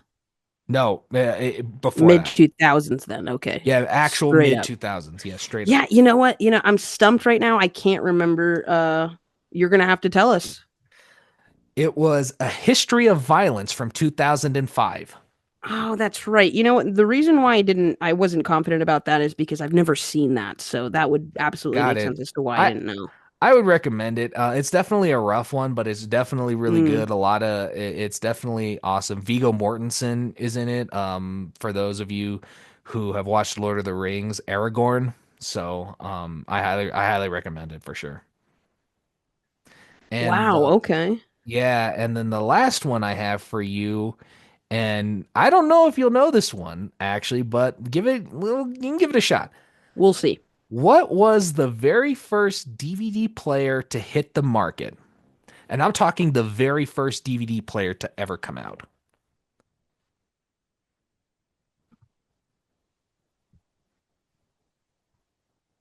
Was it a JVC? No. No, Nope, it was sure was not oh, JVC. That was VHS. that was VHS. Okay. It You is a said Japanese DVD company player. though. You said a DVD player then. Yes. Yes. Sorry. Um, It is a Japanese company though. is it I'd be surprised if it was Mitsubishi again. Nope. um, you know what? I'm not sure. I'm not sure. It is a Toshiba SD 3000. Toshiba. Wow. Okay. Yeah, Okay. released in Japan in 1996. Off the top of your head, you wouldn't by any chance know what that would sell for. I would not, but I'll look it up for sure, and I'll make sure to let you know, and I might post it to an Instagram story as well, just to let you all know as well. It probably Oh, goes for a lot of money. how funny. I realized that my third trivia question is almost exactly the same as this one, but it is a different answer. Okay, So I'm we'll excited. Let's hear it. Let's hear what you got we'll for me. see. I want to know what the difference is. So Yeah. I'll start off with my first one and then Okay. I'll just go down in order. Sure. But what unique material have some vinyl, and I know you know this, Okay. have some vinyl records been made from besides traditional vinyl? Uh, And when I say unique material, I mean very unique material. And it's playable too. Licorice? Are you just pulling my leg right now? Yes, I am, honestly. I'm just trying Okay, to. now go ahead I and know, tell yeah, us yeah. what the answer is. It's chocolate. Chocolate. Yes, yes, Chocolate. yes. Yeah. Now that sounds like a dang good day. You listen to your tunes, you pop in a vinyl, you listen to your tunes, and then you're hungry, and then you eat it. I don't know if I'd be able to eat it. Oh, actually, I might Uh, because if it melts, man, that would not be good. Would you have to keep well, it? we're in Arizona, Would you have so to keep it refrigerated? I wonder. oh my gosh, Possibly. I gotta know the answer. Would you need Possibly. to refrigerate that? If somebody knows the answer to that, please DM us, send us an email, Yeah. or leave us a comment. I need to know this answer. I also would like to know a little bit more about this trivia question slash fun fact thing because it was a fun fact to me when I That's first read it. Like, crazy. how many are still, Chocolate. out Yeah, out there there. to this day, and I how gotta look many it up. have been able to preserve the original chocolate, No, and can that's they still be done? That is yeah, cool. no, for real. That's crazy cool. All right, what you got next for me? Yeah, and I know a lot of you will know this answer. Mm. Um, but this next trivia question is about a place that I hold very near and dear. Yeah. Which iconic video rental chain was one of the biggest distributors of VHS tapes during its peak? Oh, I know the answer to this already, but let's see. And in its peak, it sold over nine, or it had over 9,000 stores nationwide. Yep. So All it's right. very popular. All right. I think And only the people who didn't grow up with this are not going to know this, but is the answer Blockbuster Video. Ow, what a difference. ding, ding, ding, ding, ding. You got that correct, Yes. my friend. I had to You sing the got that jingle. I correct. had to sing the jingle. How funny, how funny. And then now on to my third one. Yep. The question was, and I don't I think the wording of this is a little different than the way that you worded your question. Okay. So that's probably hence the reason why the answers are different. Sure. But what was the first DVD player and how much was it sold for? So I assume that this one what this question is coming at is what was the first DVD player that was, I guess, Mm. sold to the masses in the Okay, yeah. US. Because the Toshiba was only released in Japan, Yeah. and that was just the very first one ever released. But And we're that was talking now. 96, you said, right? Yeah, and that was 96. Yeah. This one is the one that was probably released to the wider market, and because DVD didn't really make its way over to the US until 97 is the I was thing. going to say it was released in Yeah. 1997, so if that helps with the hint. So I would need the Ooh. name of the DVD player and how much it was sold for. I want to say, hold on. Is it a Japanese brand at all, or is it a more So I don't really know much about this brand, but it doesn't seem like it would be okay? Japanese, Is it a just brand that given still what it's called. exists? Oh, that's a good question. I haven't seen it in a minute, but I'm sure it does. Oh boy. I'm not really giving you too many hints No, because I I hear also you. don't know myself. I don't know this one. This is a tough one. Okay, Um, so yeah, go ahead and tell me. maybe if Oh, I go ahead give and give you me. the cost of it, maybe you'll know how much or what I'm talking about. So it Okay. sold for $1,000 USD. Jail. Yeah, when it Wow. initially came out. So it was definitely a privilege to be able to have a DVD player in the US in 1997. Oh boy. I'm gonna just take a random guess. This is gonna be so wrong, but I'm just gonna guess Mitsubishi. I know it's wrong, but I'm just gonna guess it. Pioneer DVD 1000. Pioneer. That's the entire title. Oh, I am so embarrassed now. Look at my headphones. Oh, how funny. How Look at funny. Well, now my. you know. How funny. Oh, For I'm those of you who wearing are them. for those of you who are listening in on your streaming podcasts or on the podcast on your streaming platforms, John is actually wearing some really great and a vintage headset passed down to him by his mother, and they're actually Yeah. They Pioneer. are Pioneer. How did I not know this? I feel so Yeah. stupid now because I'm like No, no, I'm no. wearing them. And by the way, guys, these are some good headphones. Like they block out Good noise and a quality. lot of Yeah. stuff. Like these are like I think like studio ones. These are made for like DJs and stuff. These are some good headphones. Yeah, and even Um, if you guys don't watch us on the YouTube, go ahead and pop over on the video just to check them out. And then if you don't do that, I'll put them on the Instagram anyway. yep, there it is, Yeah, those folks. are beauties. They are. Those are They're awesome. yeah, they're absolutely beautiful. Yeah, these were passed down to me from my mother, Wow. who actually has a box who had a box of them in a Sony box, and I was surprised to see that Pioneer was like the biggest one. But no, Wow, that's wow, really cool. wow. Yeah, yeah. But those are some good facts. Yeah, Great fun facts trivia section, yeah, guys. That was that awesome. that concludes the little break that we took from our theme this episode, and let Yeah, me just shift gears again back to let's do it. the economics of the resurgence, where we'll talk about market trends, the retail impact, and collectors slash communities affected and impacted by said resurgence. Yes. Now, I can definitely start off with this, and I'll start off actually with retail impact. And Yeah. this is mostly for vinyl. And I say Yeah. that because the resurgence of vinyl, as John said in the last segment, is a lot more prevalent in today's culture versus VHS and DVD. They're a little Absolutely. bit they're falling behind when it comes to market trends and the retail impact, mostly because you have specialty stores now reopening selling just vinyl. I Yeah. remember about 15 years ago we had maybe two record stores here in Tucson, Arizona, one being the major one, PDQ Records, which no longer is open, unfortunately. But Yes. now there are like eight, you know, Yeah. and I didn't see that coming.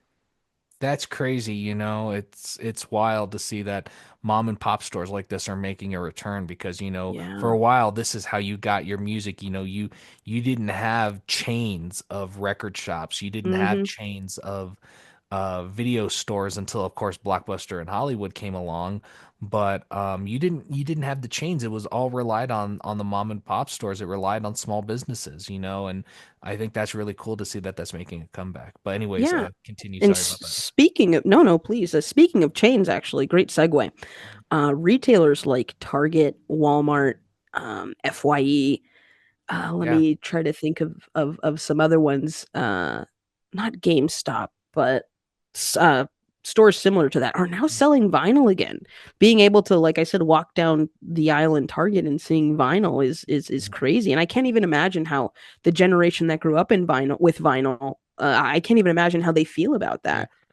I would gain a whole lot more respect for GameStop if they started selling vinyl. I'm not even Oh, that'd be joking. so I'm not cool. even joking. That Because I would be mean, so cool. they sell electronics, they sell phones now, they sell iPods, which don't even really exist I didn't anymore. even know that. Wow. Yeah, they do. They take them trading sometimes. So, Wow. and I'm just like, man, if you guys took vinyl records, do you know how much I know you're GameStop, I know you're the place for gamers, but like, come on, like you're selling Yeah. phones and stuff already. Like, come on, let's do something here. Yeah, and another way vinyl has also impacted the retail realm and world Mhm. is by basically asking for indirectly people like us to partake in Record Store Day, annual Yeah. events that sort of bring us together. National Like I was saying, VHS this, Day. yeah, exactly, exactly. Calling for these specific days to um, admire special releases, special reissues, and all of that. And that has definitely contributed to the resurgence of the vinyl is its impact on retail. And then the last thing I want to add about that before I hand it off to you Sure. is that sales have increased steadily, but so much so for vinyl Yes. that in the early 2000s or in the early 2020s, so I would say 2020 basically, we're still Hmm. in the early 2020s, but in More mid 2020, now. yeah, more mid, but in Mhm. 2020 vinyl began outselling CDs. Oh yeah, I remember when that happened too. I Can you imagine remember. 30 years ago if someone would have come up to you and said, in 2025 you're going to be listening to vinyl again? I wouldn't have believed him, to be honest with you. No, I don't no, I and don't I don't know. think our parents would have either. Yeah, a lot of people thought, oh, vinyl's obsolete, so only people Yeah. who like classic rock or classic music from the 70s, 80s, and maybe even earlier are really going to be vinyl people. But then all of a sudden, next thing you know, pop artists are now releasing their music on vinyl, and people that modern people look up to now release their music on vinyl. So that's really cool as well. And to see some of them even praise the medium of vinyl as well, I think is really cool. Yeah. Because I Yeah. remember, I remember when, my one friend was telling me that Taylor Swift was talking about how much she was happy to be releasing her music on vinyl, Yeah. and some of these other artists were like, "Yeah, we are more than happy to meet the demand for vinyl that's out there." So that I think is really cool too, in Yeah. regards to what you were Absolutely. saying, you know. But anyhow, I don't know if you have anything more on that section. But I definitely have some stuff when it comes to how it's affected our wallets, Yeah. Please. and how the resurgence has market trends in that. So the biggest part is that we already talked about vinyl making its comeback and whatnot, and it definitely has a steady era. But stuff like VHS. is not made anymore widely. The only time we see VHS come back is occasionally for those limited releases, but VHS has not sadly really had that biggest of a resurgence. So, because VHS and DVDs and Blu-rays are becoming more scarce now, the prices often are going up for those as well. Because like I look at times, VHS often isn't as expensive as it was back in the day, but there are some VHS tapes now that are fetching, in like the depending on the tape, sometimes fetching within the $15-20 range, and oftentimes, back in the day, $35 was the typical buying point for a VHS tape. And we're talking used tapes too, tapes that like that. Thankfully, most used tapes, if they come in just that regular casing, are sometimes usually between like $5 to $10. And so those are really easy for us to pick up. But still, if you want to pick up more than one, expect to pay maybe close to $20-30, and whatnot for what you want to get, because it's the way that it's going up now, because it's having somewhat of a demand again, is interesting to see. And so expect to pay little bit more for what you want. And the other thing is, some VHS, DVD, and vinyl are rather rare. So to give you an example, my VHS collection of Star Wars, that one that you just saw, actually has the scene where Han shot first. If you go look at the special edition later on, that's when they removed it. That's the one that you'll find when you look up Star Wars VHS most of the time on either um eBay, Amazon, going into one of these stores. Those are the ones you're usually going to find, and it's going to be hard to find, some of those original copies. So yeah, they're going to charge you a little bit more, especially if it has footage that has been different. Even my Frankenstein, if you were to find a copy of the OG Frankenstein before, I think I want to say 1983 on VHS, that's a jackpot item. I've seen that one go for $50 sometimes because Yeah, it has and the censored scenes. because of those revivals, unfortunately for collectors like us, you have people in certain markets price gouging just for the Yes. sake of Yeah. supply and demand. For example, the Terrifier 2 VHS that I just showed you, and I know that John has been through this when it comes to his Yeah. own collecting, originally was priced at Walmart for $29. And Wow. once it sold out, people started selling it for upwards of $70 just because they could. And they would go into these stores and buy 10 copies just to resell them Wow. 10 to 20 times their actual price. And that sort of limits collectors like us who are on budgets or who, have to penny pinch. And, Yeah. it stops people who intentionally want to have physical media. It stops them from being able to, just for the sake of, as we go back to it, money and the lack of intention. And that's Absolutely. sad. For sure, it is. It's incredibly sad, to kind of see that as well. But it kind of is what it is. But the other thing I also wanted to bring up too, just real quick, is vinyl. The thing with vinyl is, because of its superior sound and artistic quality, it's always going to be fetched for more money, because it costs more to make vinyl, obviously, and supply and demand and all that kind of stuff. You're just always expect to pay within the $25 to $30 range if you want to be a vinyl collector, For even new if vinyl for the most part. for new vinyl, or Yeah. sometimes for vinyl that's really popular. Like I said, my Capital edition of Dark Side of the Moon was priced at nearly $20 because of what it is, obviously.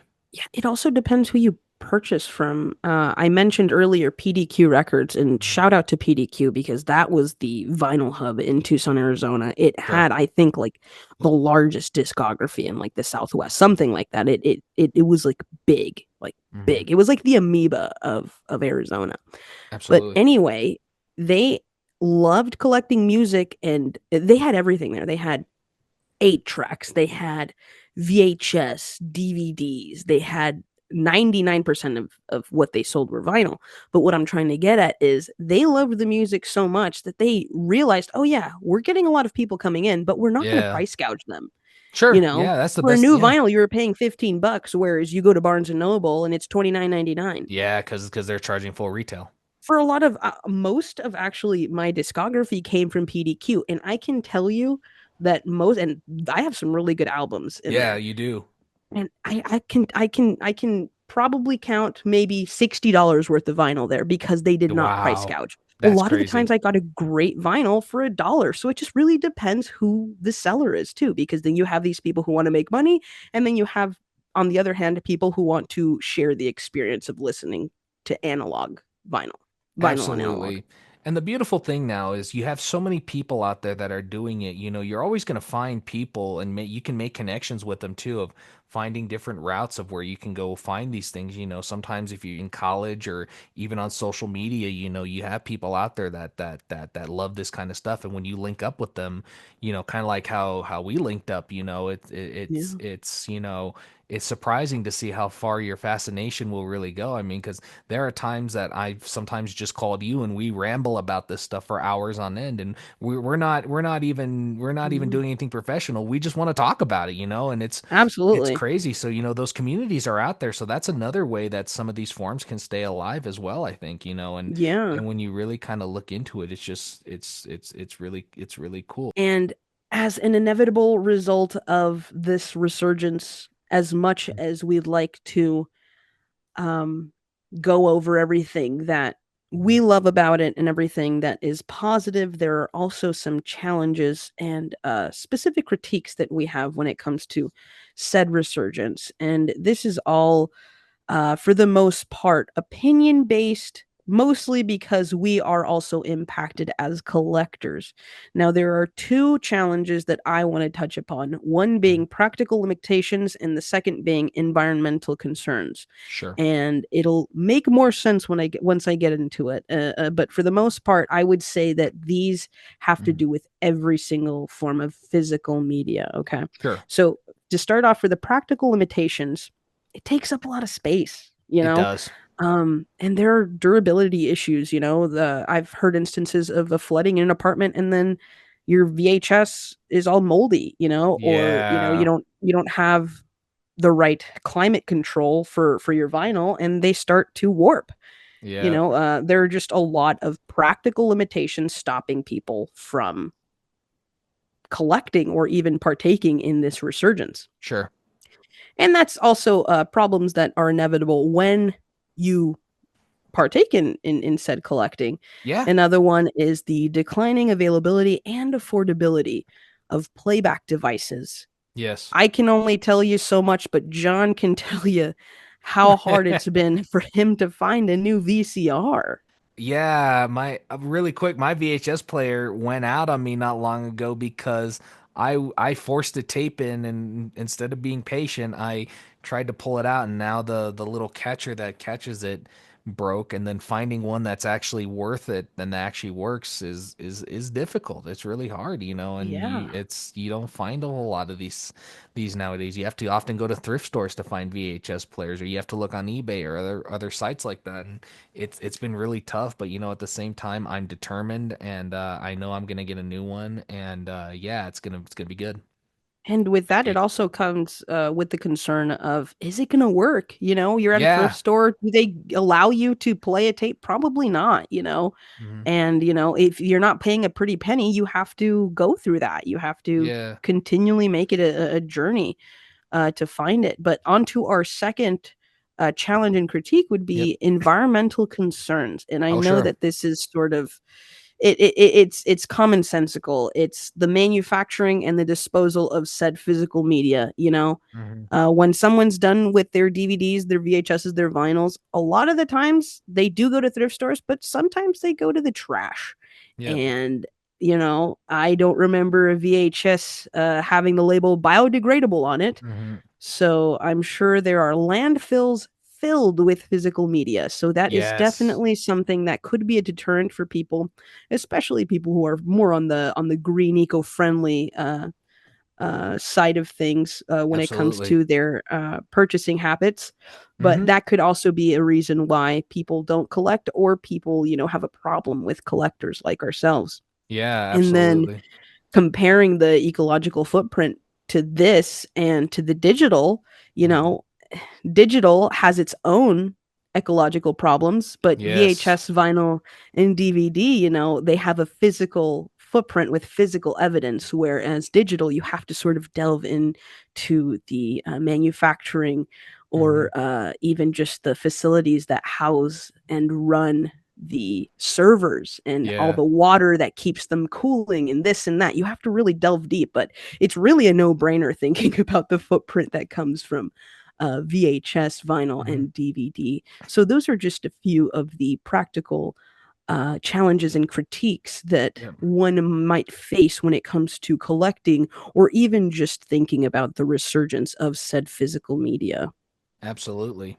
You made some good points there, my friend. You made some really good points, but now I'm gonna take over really quick and talk about some critics' views and what our opinions of are the of the topics, you know. And you covered a lot of really good ground in that, you know, with the practical limitations and environmental concerns and stuff like that. But you know, one thing that I've noticed is, you know, a lot of people make the argument that the resurgence is driven a lot more by trends than by substance.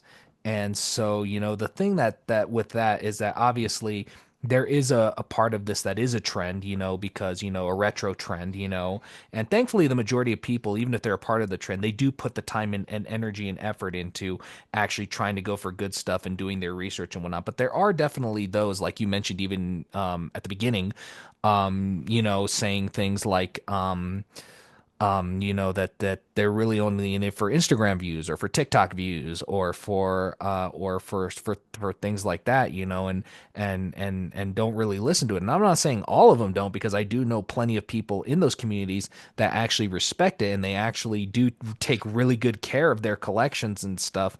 And they actually listen and consume the media that they're doing. But the thing is, and that's really tough when it comes to that, is just kind of knowing that, because the thing is, trends are changing every day. So one day, you know, this could be a big thing, and then tomorrow this might not be a big thing for you. You might just want to go back to the life that you were living before you became a part of the trend, you know, and whatnot. So, you know, the thing is, you know, some people are only in it for the trend reasons, and that's the unfortunate thing. You know, I mentioned that somebody, you know, was at Bookman's and they were looking through vinyl records, and the next thing you know, they wanted the record because they wanted to frame it. And I was like, "Are you going to listen to that?" And they said, "Probably not, because one, we don't have a record player, and two, you know, it's kind of obsolete." And I'm just kind of like, "Then why the heck are you buying a record?" You know, Oh, yeah. and whatnot, you know, and such. And obviously, you know, it is definitely, the thing I've noticed is it's definitely cheap to buy the product. It's cheaper to buy the product, but it's another thing to have to get something to play it, like a VCR or a turntable or a DVD or Blu-ray player. And really the thing is, it is a two-part task, because, you know, first you have the media, but you also have to have something to watch it on or to play it on. And so I think there are some people out there that they just don't want to, they want the product, because obviously they're like, the record is the cool part, the record is what sells, the record is this. But now they're like, wait, I need a turntable if I really want to play this record. And there's a lot of people out there too, and this kind of goes hand in hand what I'm going to talk about next. But you know, I think that in the end, you know, most people are fairly respectful of it. Most people, I think, really do care, and they really actually listen to their collection. And as much as I don't care for Crosley's, if that's all you got, hey, props to you. I gotta say that, you know. I have a Crosley. Okay, fine, props to you. But anyways, this is gonna lead kind of into the next part, which is concerns about gatekeeping and elitism. Obviously, there is a notion within the community that, you know, that has a little bit of an ego behind it, because obviously there Crosley are haters. Crosley haters, yes, and that's the reason I bring this up, because there are, I've seen many amounts of YouTubers that are vinyl enthusiasts, and they crap on Crosleys all the time. And actually, there was a YouTuber that made a video that said, "How to set up a Crosley if you do have one. Step one, throw it in the trash." All right, see you guys next week. And that was it. Yeah, And elitism you, in any form of either it's media or any hmm interest that someone can have. Elitism in anything, hmm it's just a turn off. Like, get off your high horse. If and if if the only mhm. way that someone has access to vinyl is a Crossley, why would you reprimand them for that? Or Well, why would you judge them for that? Mostly because for me, I don't care as long as you're listening. If you yeah, have I hear you. if you have the cheapest DVD player in the world, what do I care? What do Yeah. I care? It literally does not matter. Well, that's part of it, but with Crosley's, the thing is that oftentimes the stylus or needle is designed in a way that plays it at a different RPM, so you're not actually getting the proper sound. It has built-in speakers to it, so you're not getting the full sound of it. And oftentimes, Crosley's have been said to have actually damaged many records because of the needle that it plays on. Yeah, politics aside, a lot of that is aesthetic appeal, though, too. It I is, guarantee but you 99% of the people gatekeeping and having this ego won't have facts behind that. It'll just be the aesthetic appeal or the fact that Crosleys are widely more available to the consumer public than yeah. most other turntables. Yeah, I, no, I hear you exactly. I will say though that when I have used a Crosley, it has always been a negative experience for me. Again, I'm not trying to say that you should not get a Crosley. I'm not trying to say that you're terrible if you have a Crosley. I just personally myself have had bad experiences with them as well. yeah, I yeah, you can have a bad experience with absolutely anything. This is one of the things that I hated about film school. yeah. uh, Especially people who hated on Nikon. Nikon Yes. is a brand that a lot of people crap on, I own a but Nikon. I love I own Nikon. I will I Nikon and swear by Canon. Nikon. I do Yeah. too.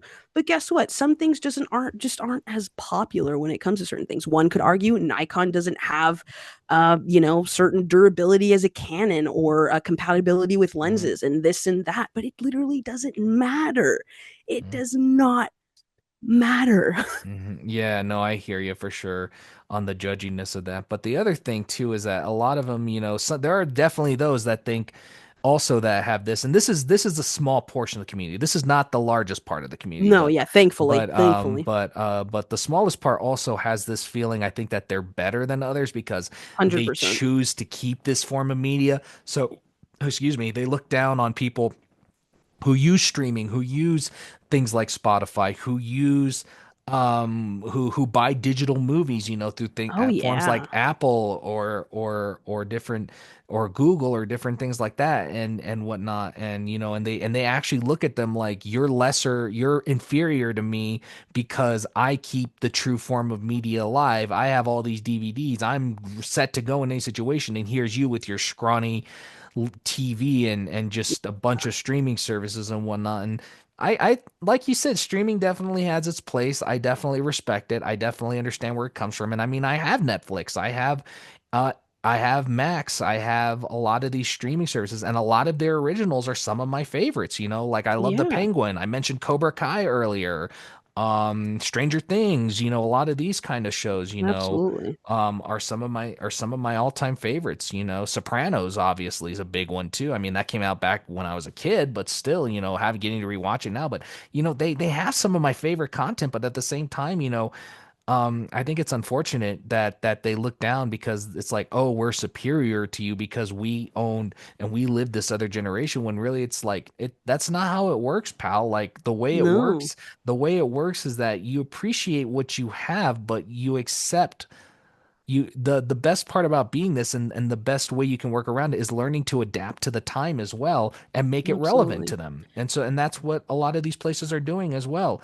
And then of course you also have those that fear that they might misuse or they might do something stupid with it because, like I mentioned, I'll make this quick. To make a long story short, I was in Bookman's one time, and basically, what ended up happening was I found a vinyl record that had been turned into like a bowl that you can put like popcorn or snacks in. Oh yeah. And I wasn't mad that somebody did that. But do you want to know what record they used to do that?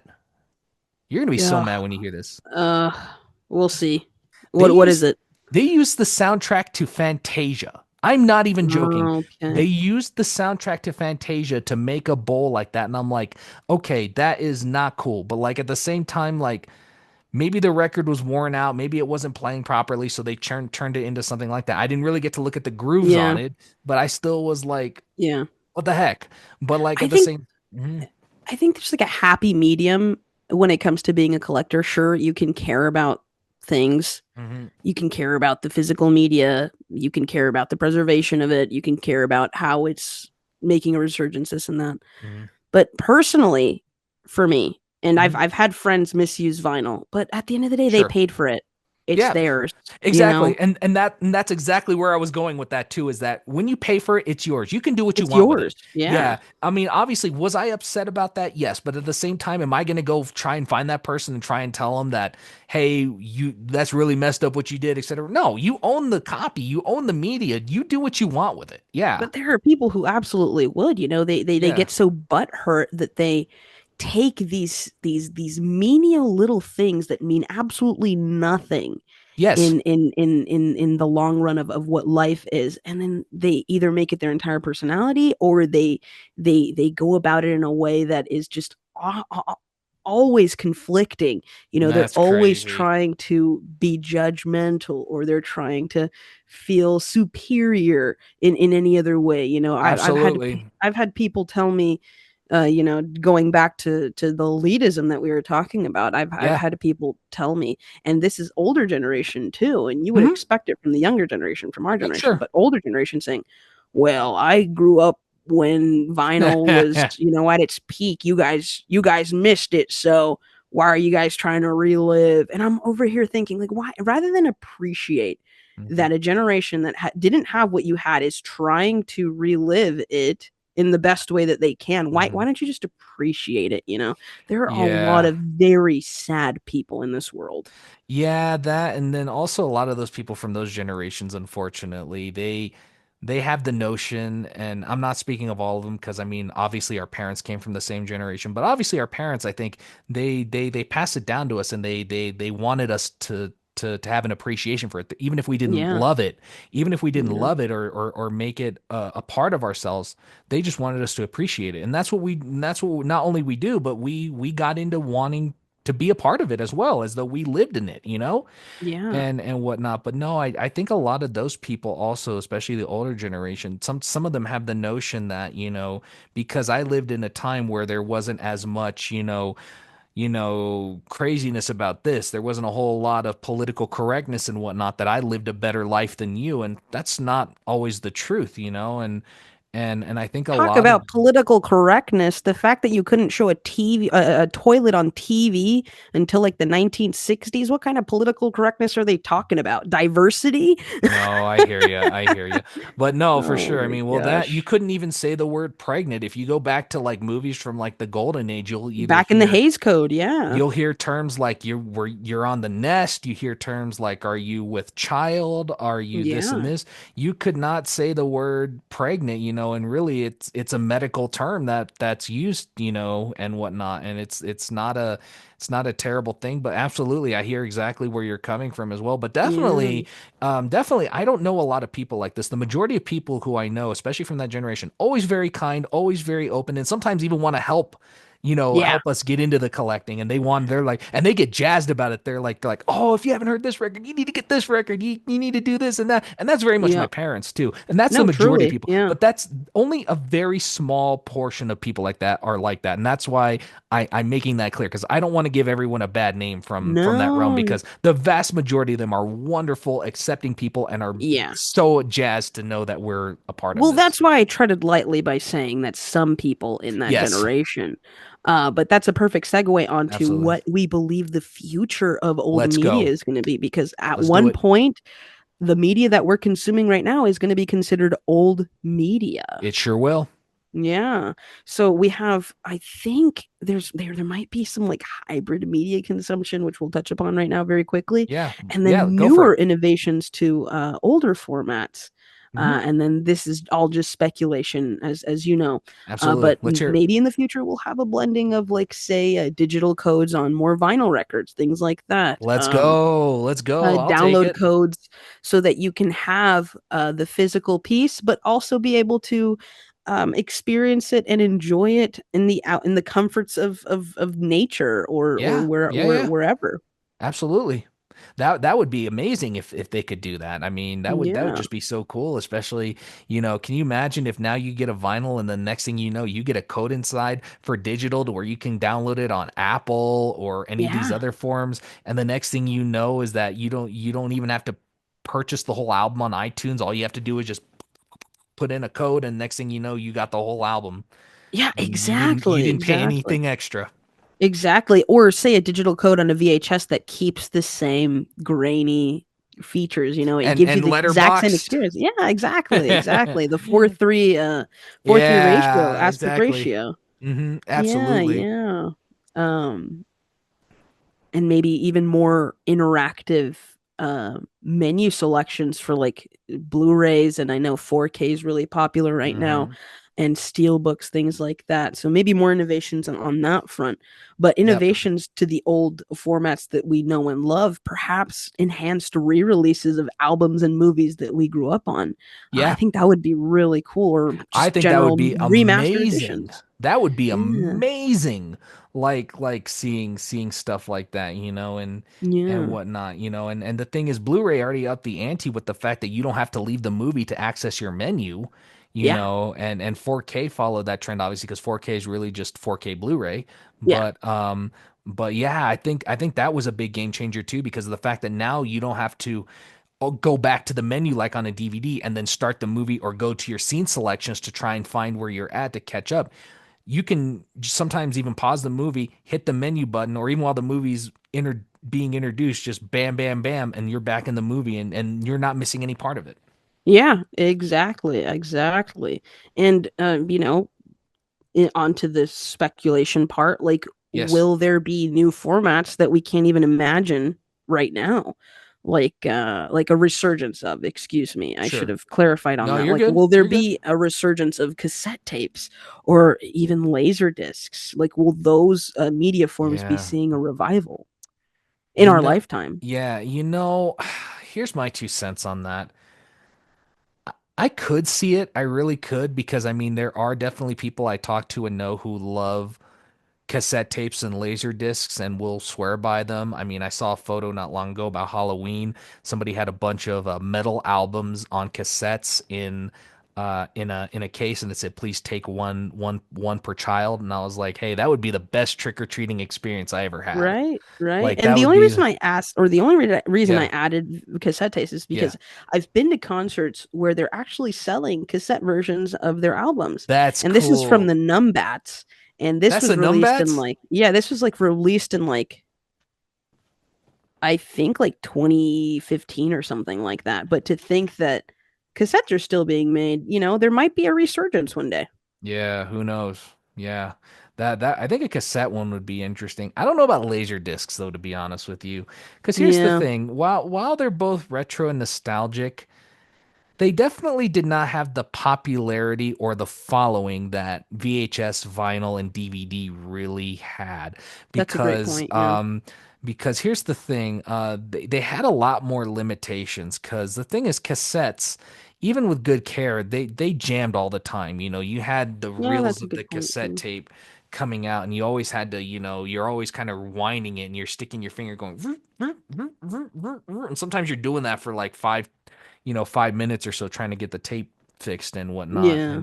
and such, and oftentimes they played at a different pitch, than the normal studio recording, and so you'd get it, but it would sound very very much like like something that was made on like something rather cheap, for lack of a better term. I'm not saying that VHS or cassette tapes were cheaply made. I mean, they put a lot of good effort into them, but at the same time, I think it was just something that kind of had its time. It's kind of like 8-track. 8-track was the same way, and I never owned Mm, 8-track, but my dad was a big 8-track person, and he told me a mm. lot about it and how they could jam as well. So a lot of they were those were more when they were trying to think make it more accessible. So like for your car, for a Walkman, if you want to go running, go to the gym, Well, or you who's to want say to a Walkman won't have a resurgence? I mean, Walkman's already kind of having a resurgence because Yeah, Sony is see? actually churning out a couple of them. The Discman's also having a bit of a resurgence as well. Yeah.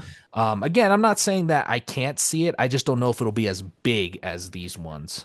Well, And I feel like there were people like us in the 1980s saying the same thing about VHS. and Probably, vinyl and stuff like probably. that. I'm So who sure. knows? Who Yeah, knows? exactly. You just never know is the thing. And the other tricky thing though with Laserdisc was often a pain in the butt. And the reason I say that is because Laserdisc has a two-sided disc, and the problem is that you oftentimes had to switch it multiple times in the film. So it's not like the two VHS tapes where you just do it one time.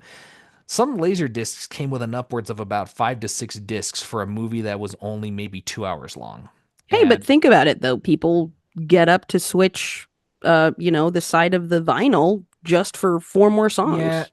exactly. But I think when it comes to movies, there's always just going to be that need for a little bit more convenience. And don't get me wrong, I'm not saying that I don't see a resurgence. I just don't know if I can see it really going as long or big. I think really only the dedicated fan base is going to Comparatively, keep yeah, that you're right. live.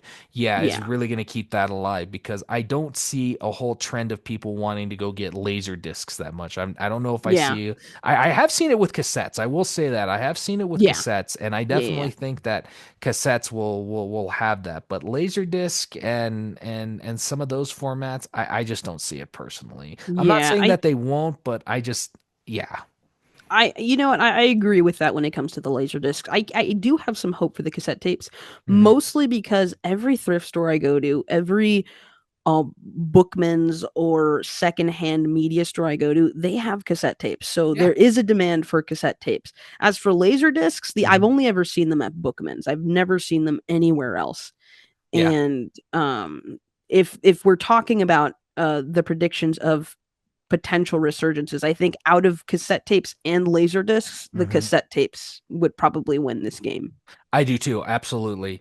And thinking about all of these resurgences in a whole, I think really when I look at how long they could last, I think vinyl is going to last quite a while for sure. I think vinyl is going to go on for quite some time. There's still a lot of people who are into it.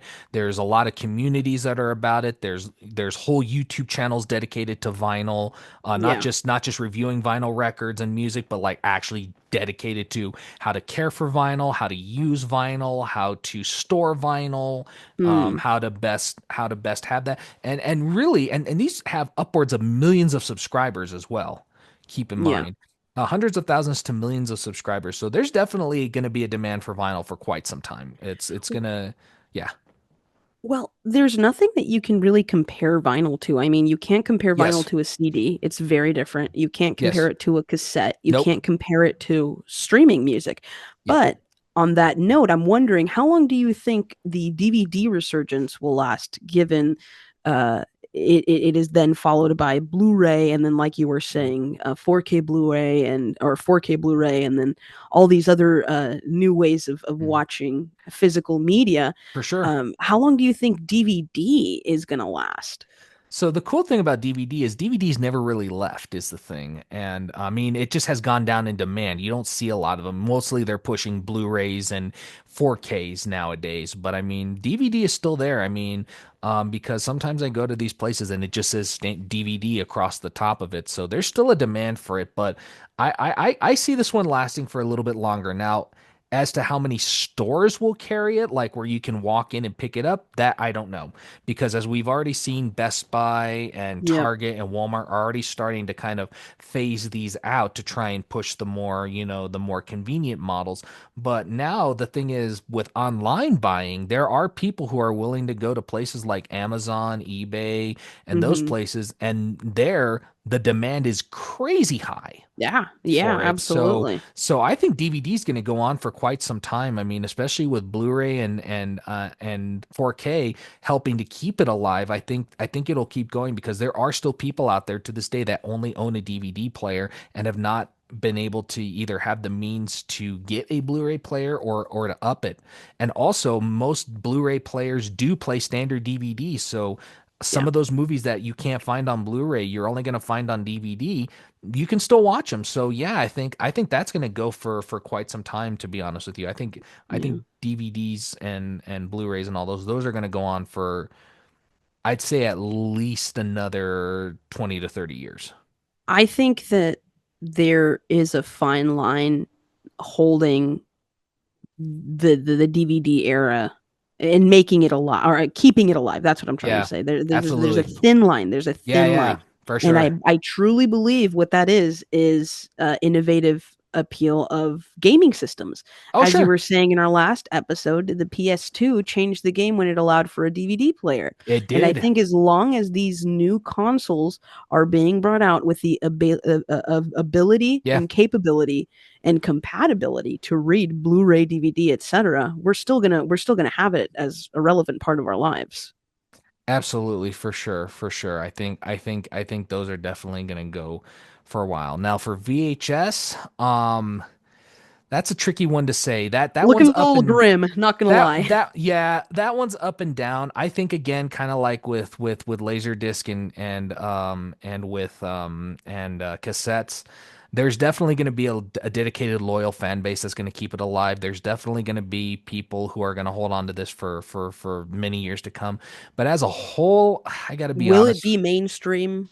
Yeah, I don't. Probably I not. probably not, to be honest with you, because VHS is just one of those formats that it's very imperfect, but at the same time, it's so retro that it does make its appearances here and there. Yeah, To where I don't really see a huge resurgence. I think it's just going to be more of people buying those older movies on VHS and yeah, keeping those old home movies that they have. I think that's really what's going to keep VHS alive. But as a resurgence, I don't really see it going much longer. I think it's going to end in probably about, I want to say, 10 to 15 years, unfortunately. yeah. As a actual trend and stuff. Oh, I see, I see. But you never know. That's the beauty about the futures. You just never know. You Exactly, never know exactly. what's We going to hold make a out hope. resurgence next. We hold out hope. We hold out Yeah, hope for sure. Absolutely, we yeah. do, and whatnot. But you know what?